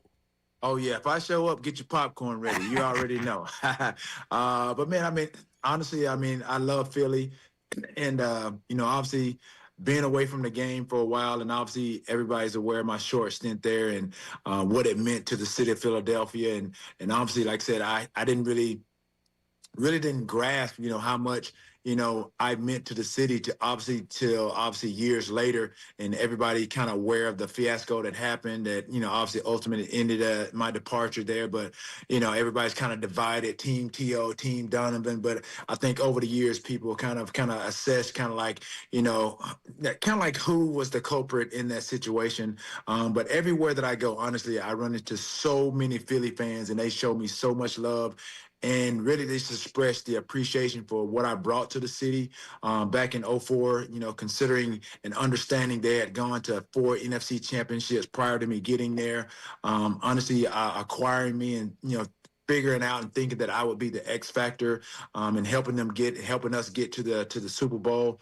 And ultimately, again, that's what happened. I tried to provide a spark and do what I was blessed to do, to play football and really just again try to revive a city that was destined for a Super Bowl opportunity. Ultimately, we didn't win, but again, like I said, I think for me personally, I gave it my best shot considering understanding the circumstances. But yeah, man. Philly fans, I mean, they showed me nothing but love. I'm talking about no matter where I go, what city I'm in, I'm always running into, Philly fans, either different city, airport, or whatever. They always, if they see me, they come up and they make sure to share with me how much I was appreciated. Oh yeah, no, believe me, especially in airports. I'm sure you hear it all the time in airports. You'll hear "Go Birds" or "T.O. Go Birds." Man, we're loud, we're proud. Yeah, no doubt. All right, so you mentioned you and Donovan. Let's talk about what's going on right now, because I feel like you have to be at least a little bit plugged into the situation. The trade could happen today. A.J. Brown looks like he's going to go to the Patriots. Most people believe it's because of the relationship with Jalen and with T.O. Based on what you're hearing and based on what you know, what's going on with the situation? Again, I don't know. I think I'm in the know of wanting to know, just like everybody else. I think everybody's kind of anticipating, obviously, the inevitable that he may be traded. But again, I heard you guys right before I popped on here. Again, losing a guy like A.J. Brown, I mean, that's a lot of production. Again, I said to replace him with one person, I don't know if that's possible. But again, you can never discount a guy with the ability of a Devontae Smith. This guy's proven he's won, at every level. Obviously, played at Alabama. I'm from Alabama. I'm an Alabama fan, so I followed his career. This guy obviously has the capability. He's a WR1. He's a number one capability type player. He just wasn't utilized as such when you have a guy with the size of an A.J. Brown and what he brings to the table. So again, when you think about the production and what he can do, foreseeing, this upcoming season, he's definitely a guy that can carry the load. Obviously, you're going to need some other viable options. You got the running game with Saquon. You have the addition of Hollywood Brown, and you're going to have some other guys that are going to obviously step up to the plate to kind of like, and it's going to be some trial and error. As training camp goes along, and as the preseason, and as the first probably 4 to 5, 6, 7, 8 games, you're going to see, what the makeup of that offense is going to be like. But I don't really see much of a drop off considering, like I said, you plug in. And again, it's all going to be dependent upon the offensive coordinator and Jalen Hurts. Those are the two guys that are going to make that offense go with the weapons that they have. So do you think this is more, like you just mentioned, X's and O's? It's just more about AJ not being happy about maybe the offense and how he's being used? there's some personal stuff going on. I'm not sure what your situation is with Donovan. Was it personal or business or whatever? But I mean, is this just a football thing? Do you think? Yeah, I think the first that you mentioned, I think it was the way that I guess he was utilized early on in the season, and I think I may have mentioned this on a radio show or something that somebody asked me about it, and what AJ was alluding to, whether it was encrypted messages or things of that nature early on. That in itself, that's what came to bite him at the end of the season. Again, like I said, yeah, granted they were winning, but they weren't winning like they should have been winning. Understanding the firepower that they had on offense, it's like in the NBA in a sense. Like when you have when you have the talent and you have again like the talent that the Eagles have.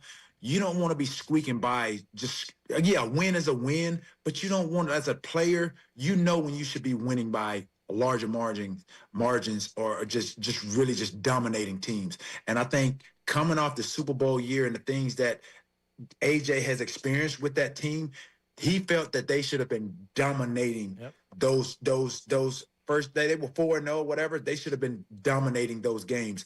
And again, if you don't have any chemistry, no continuity, no rapport, if that doesn't get shored up, which it didn't early on, I knew in the playoff, that's what happened to them in the playoffs, which prevented them from really going further into the playoffs.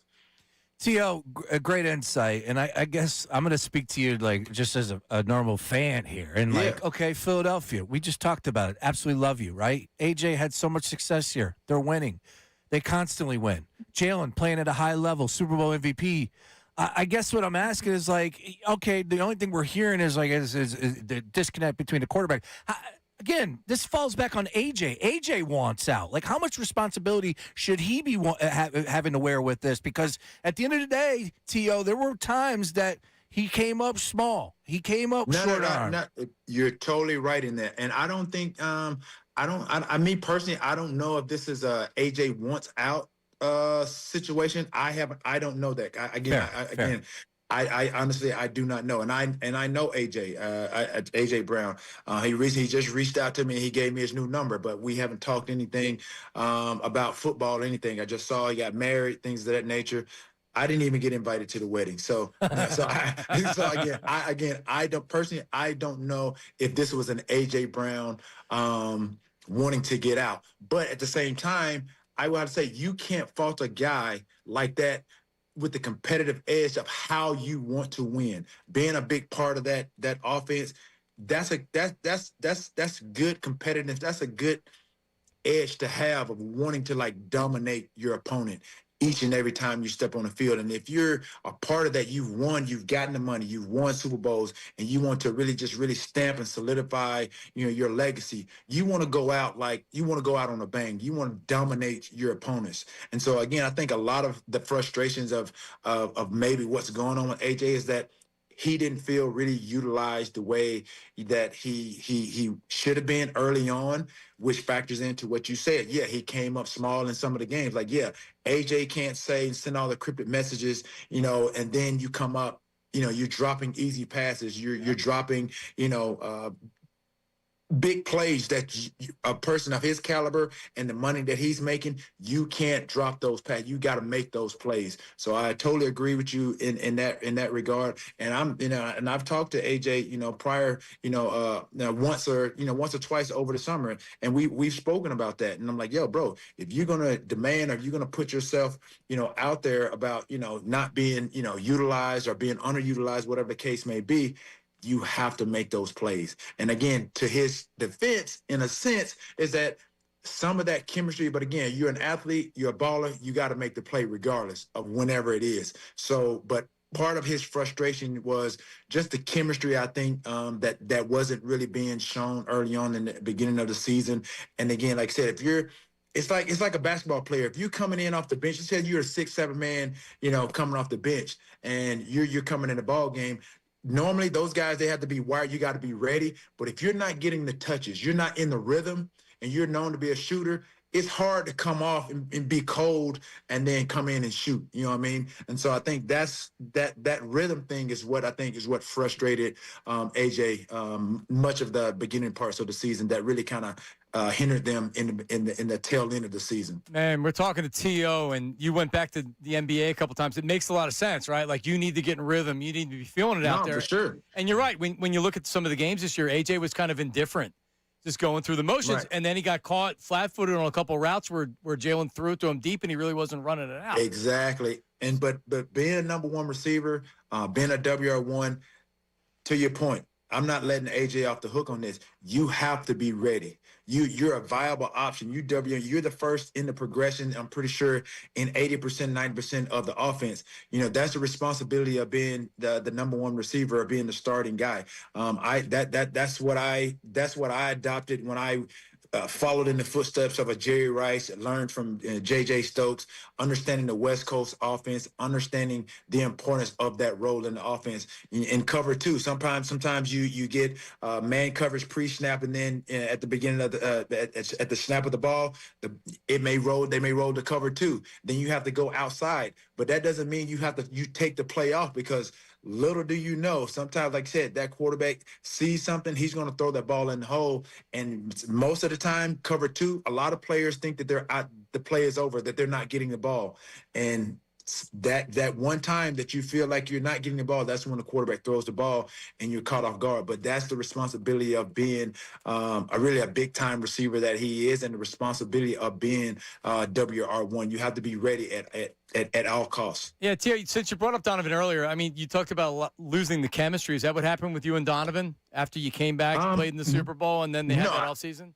No, I don't think you could ever look at any tape and say we lost chemistry. I just think there was something that he had against me. I never had anything personal against Donovan, none whatsoever. Whatever the issues there were with him, with me, it never showed on my part, because I knew in between the lines, it doesn't matter what's going on. I come to play, regardless. I know there were games, again, I was number one in the progression. I was supposed to get the ball and I didn't get the ball. I'm going back to the sideline. I'm like, yo, coach, like, what's going on? He's telling me, I don't know why he didn't throw the ball. So those are some of the things, like I said, a lot of things that a lot of times, like, fans, I'm sure they saw, because you get a bird's eye view watching from the stands, and you can see who's open, who's not open.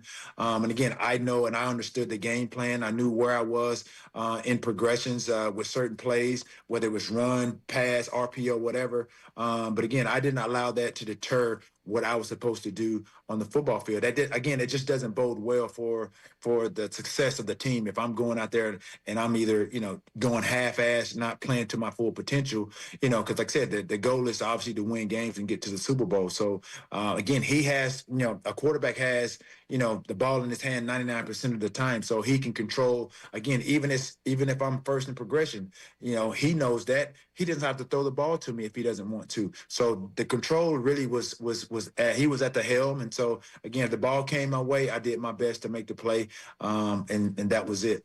T.O., obviously we could talk to you for days. We got a new offense coordinator in town, all that. But before you get out of here, quick one, because, of course, we got the NBA Finals fast approaching. Wemby, an absolute animal, alien, 7'5", taking on the Knicks. I see DraftKings saying the Spurs are a monster favorite here, -205. Who you got in the NBA Finals, T.O.? I mean, I have to go with the odds too, man. Wemby, again, he's a freak of nature. I mean, I saw him last year when he first came into the league, and I was like, man, this guy. I'm like, my thinking, I'm like, yo, if this guy put on a little weight, and really, obviously, he can play literally 1 through 5. I mean, he can stretch the floor. I mean, he can do so many things.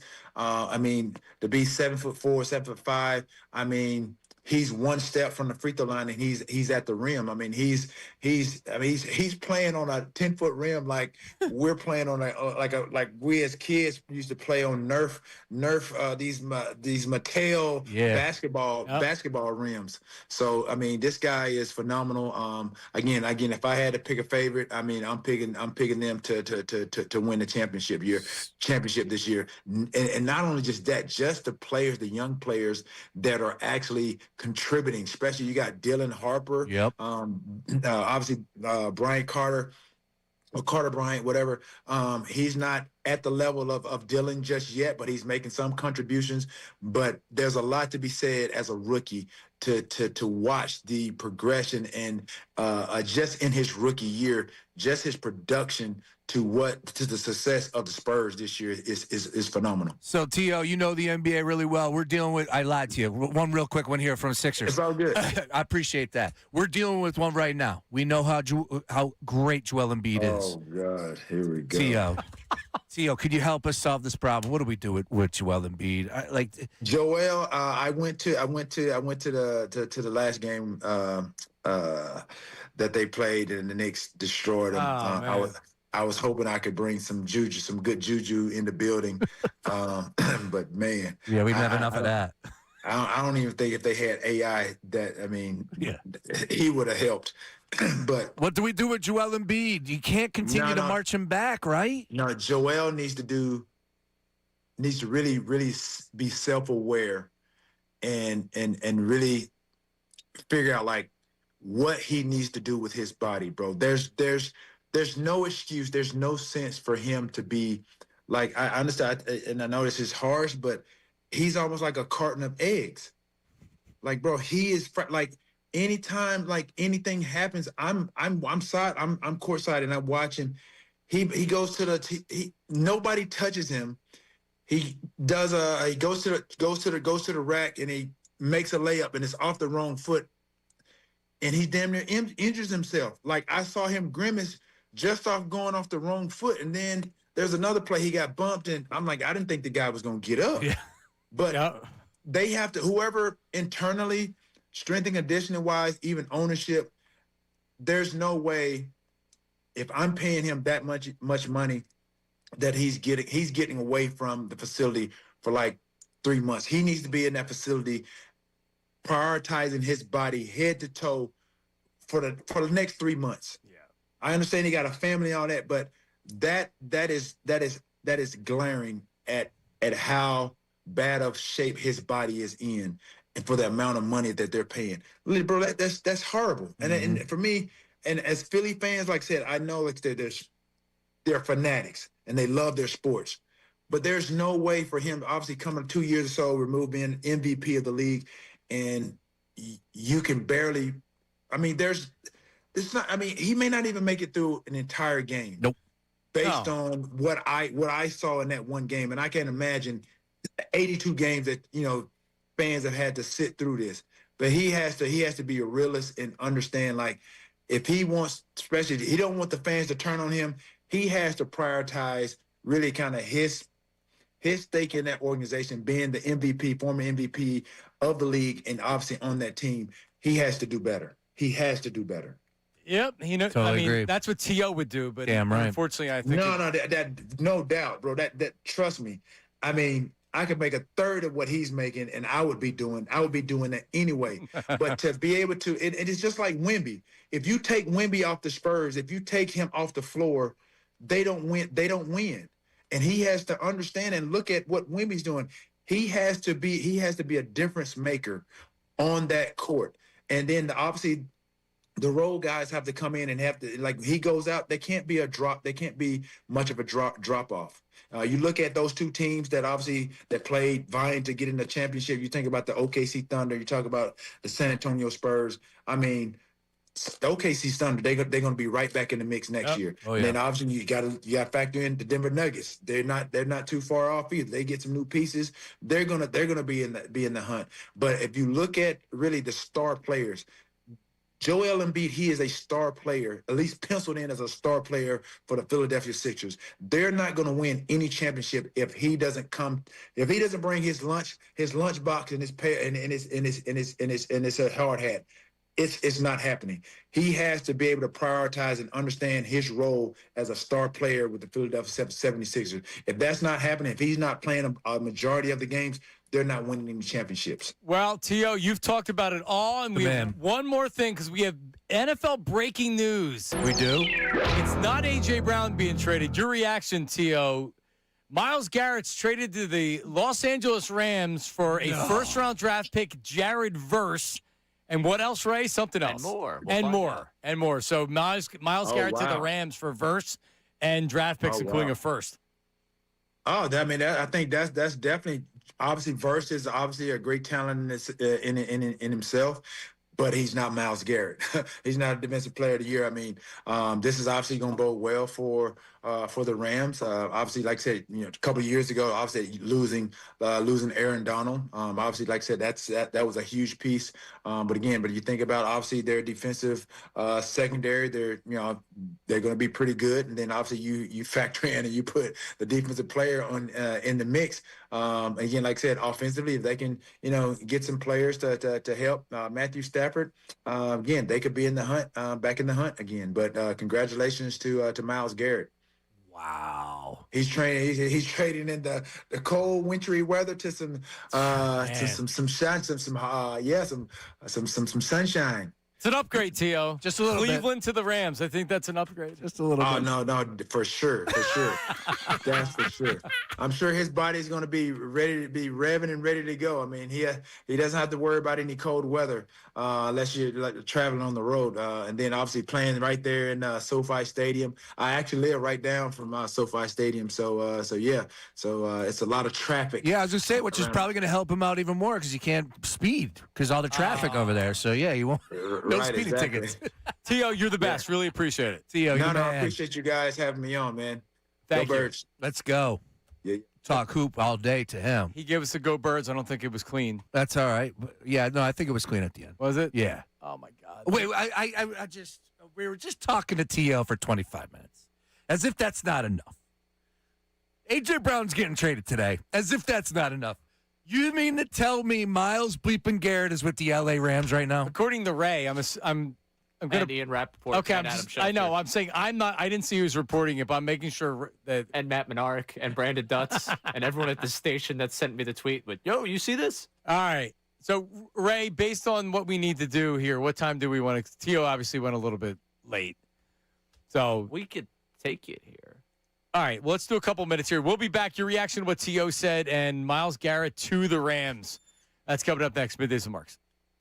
Now on 97.5 The Fanatic Sports Update. 1 o'clock hour. I'm Ray done with this Fanatic Sports Update. It's brought to you by Discover. Discover wants everyone to feel special. That's why they double all the cash back you've earned on your credit card at the end of your first year with Cashback Match. See terms at discover.com/credit card. Yeah, wild 1 o'clock hour here. You just heard from Terrell Owens giving his input on the Jalen Hurts, A.J. Brown, Eagles, whole situation here where we expect A.J. Brown to be traded at some point coming up soon with June 1st arriving here. The 4 o'clock window opens up everything for the Eagles to spread out his cap space over a couple of years. Basically, A.J. Brown, we anticipate is getting traded, if not today, in the coming days. You heard from T.O. You'll be able to hear that one more time on our website or the Fanatic app. That's not enough football for you. Myles Garrett traded to the Rams. Jared Verse, a 2027 first-round pick, and more going back to Cleveland. The Defensive Player of the Year headed out to L.A., so the NFC just got a whole lot tougher. Speaking of L.A., the Phillies dropped 2 of 3 out there over the weekend.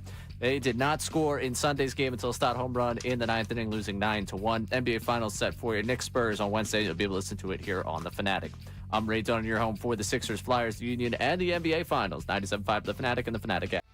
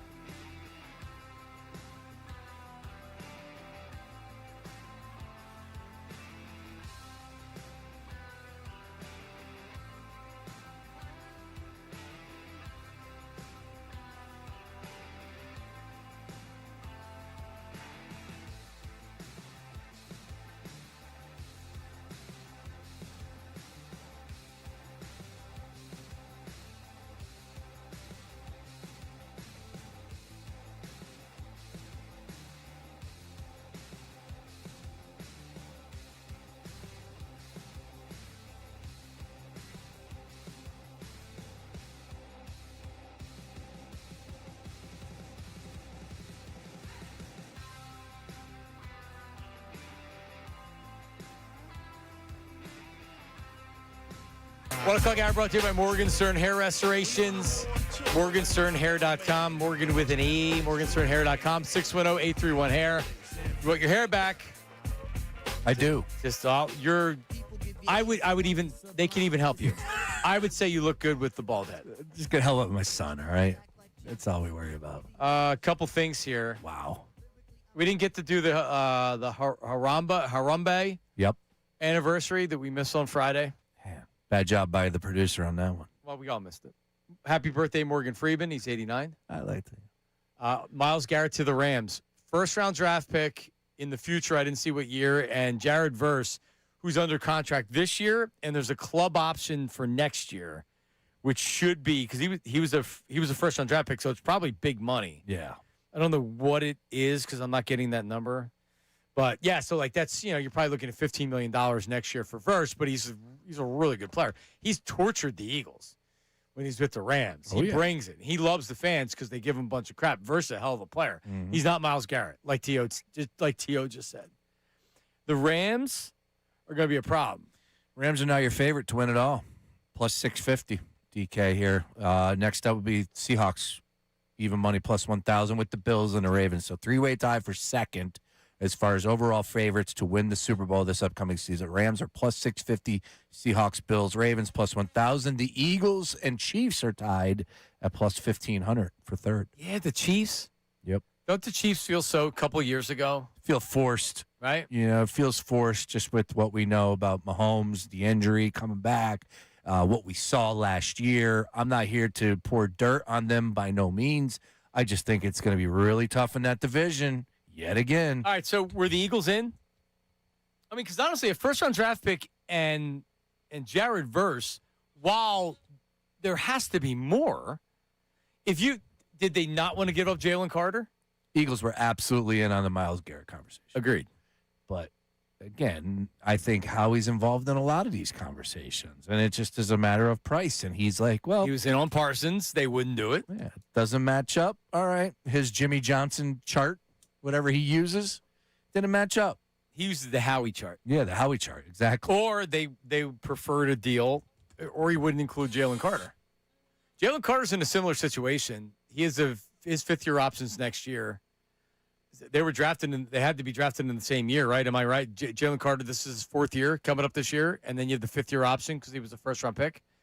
So he's the exact same track as Verse is. Would you have traded a first-rounder and Jalen Carter for Myles Garrett?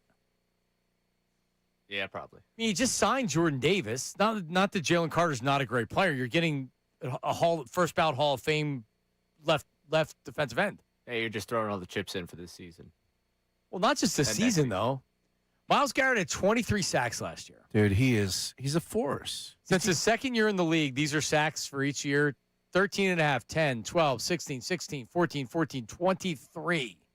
What would he look like on this line? Well, that's the thing. It's the number one overall pick, so you know he's there. Number two, I would say, is that he's now won 2 Defensive Player of the Year awards with the Browns, if I'm not mistaken. This was the second one. And he's doing it with the Cleveland Browns. Now, Jim Schwartz is a great defensive coordinator, has some decent names. But if you're going up against the Cleveland Browns, there's only one thing you are writing on that chalkboard. Stop Myles Garrett. That's it. That's your plan of attack. Every single game, the opponent is saying that, and yet you can't do it.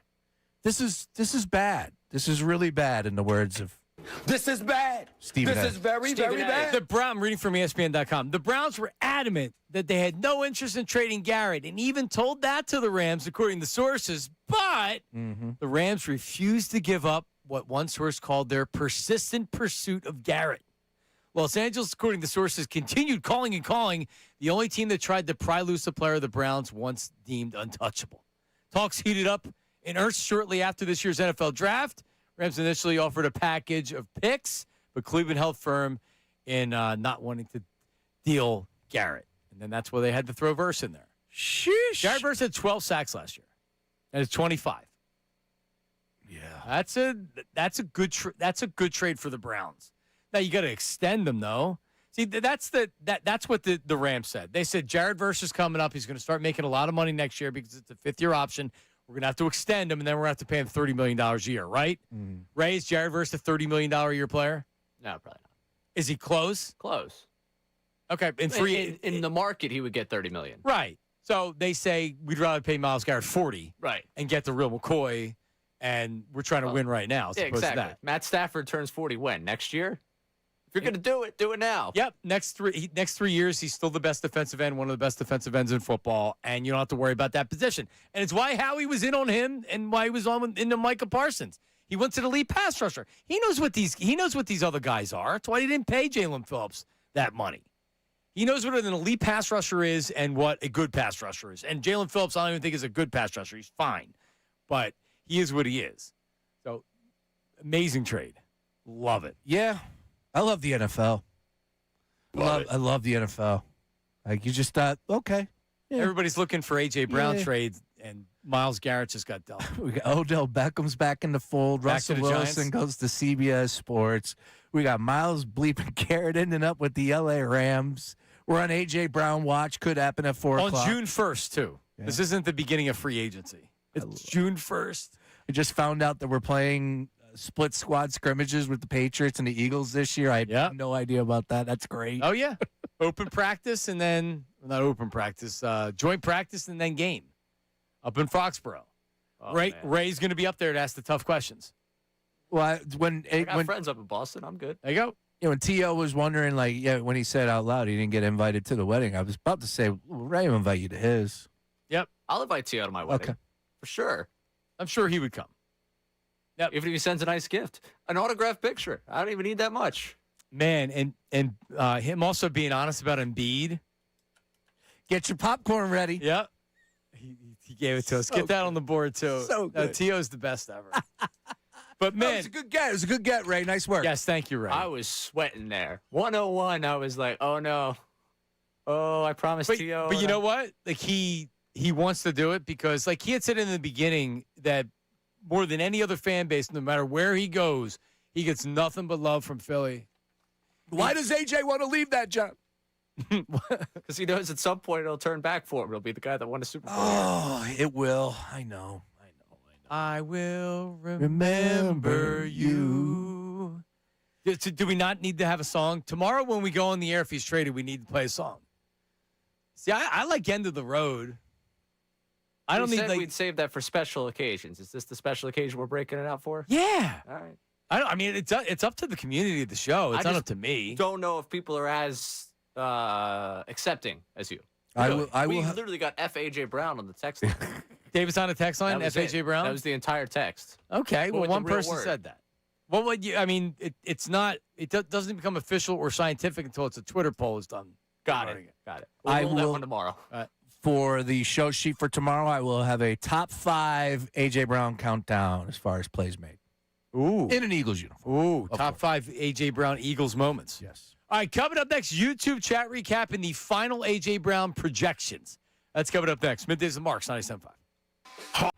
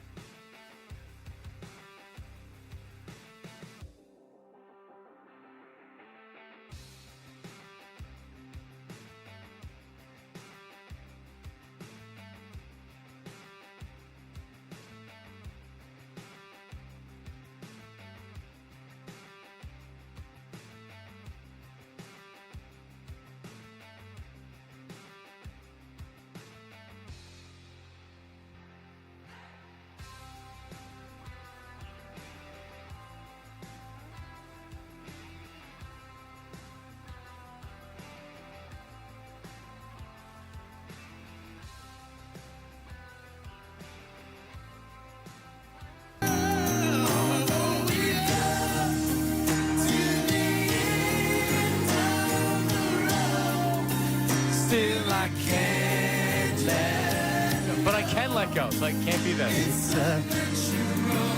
You belong to me. Yeah, you know. Yeah, I'm out. Austin checks in. Austin, morning show.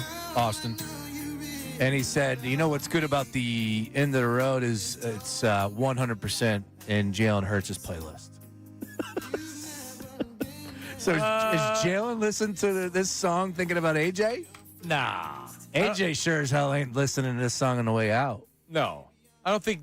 I mean, maybe he's saying by just by coincidence, it would be on the playlist, on Jalen's playlist. Is that the type of music he's listening to? Oh, yeah. I don't think he's listening to that. More soulful, classic stuff. Jalen's an old soul. Yeah. End of the road. I mean, No, not In the Road. Boyz II Men has great songs, though. oh no, yeah, just yeah. like huge hits. Oh, yeah. But Huge no, I'm hits. saying put the hits to the side. Like, just pop them on, listen to them. Well, you also seen him in Vegas and things. You're a fan. My wife got a rose from, I believe, Sean, I want to say. Oh. I have to think about that. Who gave her a rose? We're friends, by the way. Yeah, Oh, sorry. man. Yeah, we're buddies. Love to Instagram follow. Love to get his thoughts on what's happening in the world of Philadelphia sports. Well, he doesn't care. He's a Niner fan. Oh, that's right. That's why I had him on when they were playing the Niners that got smoked. And he was so annoying because he spent like 10 minutes explaining why he's a Niner fan. Like, no, really, I needed 90 seconds. We're just trying to have fun with it. Yeah. Anyway, there you go. Yep. All right, Myles Garrett traded. Unbelievable. Yeah, there's breaking news. Maybe people just tuning in for the first time have no idea, but I see everybody scrambling, all the NFL Network, all that. They got like the side hosts all of a sudden getting up there. We got breaking news. Myles Garrett traded. So here's my question from the Browns. Are they trying to compete this year? Because if Deshaun Watson's the quarterback, are you just doing that because you have to? Because he's been a good player before and because you're paying him guaranteed money, so it's worth another shot with a new head coach? I mean, that's what I would do. If that didn't work, I would pivot to Shedeur Sanders and give him a shot. They have a youth movement going on. No, I know, but what I'm saying is with Verse, is it the right timing to acquire a guy that you're then going to have to give a new contract to and pay him upwards of $30 million a year? I mean, if you look at him as a building block of your defense going forward, but I guess it makes sense. I'd rather have draft picks than a guy I'm going to have to pay $30 million to in less than 2 years. You know what I mean? Yeah. Yeah, no, it's a good question. From the Browns, anything is up. Yep. Right? It's the Browns. From the LA Rams perspective, I just can't get past it. I can't get over it. And we were talking in the break there. It's just like, man, they hit a grand slam. They got a 2-time defensive player of the year that's just going to wreak havoc. So the rumor, or at least being that the GM of the Rams, Les Snead, talked about how they were talking about a trade with A.J. Brown, the first-round draft pick had to be involved. So, Ray, would you rather have Myles Garrett or Jared Verse and A.J. Brown? Because that's what it would have been. You would have traded the first, gotten A.J. Brown, and Jared Verse would be there, or you can have Myles Garrett. It's a good question. I still have Puka Nacua and Devontae Adams. Yeah. Yeah, I'm probably good with having Myles Garrett instead of that. And because you still have Devontae. Yeah. What if you lost Devontae Adams? Just play that game. What if you're losing Devontae Adams? I still want Myles Garrett. Probably so much trust in the fact that McVay's going to be able to do it offensively. The offense, they have 3 tight ends with these anonymous guys that'll get touchdowns. That's what's going to happen this year. The Eagles don't draft Goddard in fantasy football. All these other guys, we don't know who they are right now. They're all going to split touchdowns as tight ends. Oh, that's honestly, the 13 personnel. It's a huge deal. And I was reading an article over the weekend about how all these teams are trying to copycat league. I know. But the Eagles are front and center of that discussion. So I look at Stowers and I say, man, I don't think we're talking enough about that young man. I'm really excited to hear more about him, OTAs, Yeah. Stour Hour. Ray? What if we did a Calcaterra club? I'm out. No. you gotta pick your one tight end. How about Munt? What's our Munt? No, I'm out on him. No. He may not even make the team. Munt Mania? Oh, I mean, no, he's the third tight end. He's such a great third tight end. Calcaterra's not going to make the team. Never mind. Yeah. So you want to do a Stour Hour? Stour Hour. Yeah, Stour Hour. Yes. I'm not sure what it consists of yet, but a Stour Hour. We find out his favorite beverage, and you have to take a shot of it every hour. We call it the Stour Hour. Hit the Eagles up. Let's get them on the show. Yeah, I'm in. Yeah, they'll get right on it. Maybe like a shot of milk every minute for an hour. Did you? I need to do. Have we heard anything about Stowers? No, not on the. I haven't heard anything on the field. All right. as far as the OTAs and stuff. What did you hear off the field? I mean, how's he do?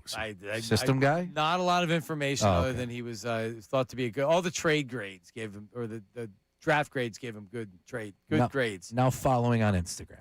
Okay, good. Yeah. All right, Ray, let's get to the YouTube chat recap. What do we got? It's time for the YouTube chat recap. How about filling us in? Let me tell you something else, man. Watch us live on YouTube every single weekday. I can't lie. Let me tell you something. It's the Middays with Marks YouTube chat recap. Yep. I can't even imagine the kind of damage Ray did in San Diego. San Diego hasn't seen damage like that since the quake of '86. MBD from the chat. I don't remember the quake of '86. Jeez. Nothing compared to what we were doing out there. I know. I'm sure it was really, really edgy stuff. Oh, crazy. Women everywhere. Oh, you have no idea. Tijuana. Yeah, we actually did say, did Ray go to Tijuana? Because I could totally see you in Tijuana drugged. Now you're like 30 miles away with the federales. There was a lot of jokes thrown out about it. The seriousness behind those jokes may have only came from me. Have you been Tijuana? I've not. I feel like it's a, once in a lifetime type thing. I mean, I don't know if I'd describe it as that. It's Tijuana. Yeah, well, you do it once in your lifetime. Yeah, you're right. Exactly. Yeah, I would do it. You cross the border and you're in this, like, I don't even know what it is, open area, and these little girls they're giving you flowers, and you're like, all right, and they're asking for money, so you give them money. I don't know if they take Venmo. This was a long time ago. And then 100 yards up, another little girl's taking the flowers back. Oh. Yeah.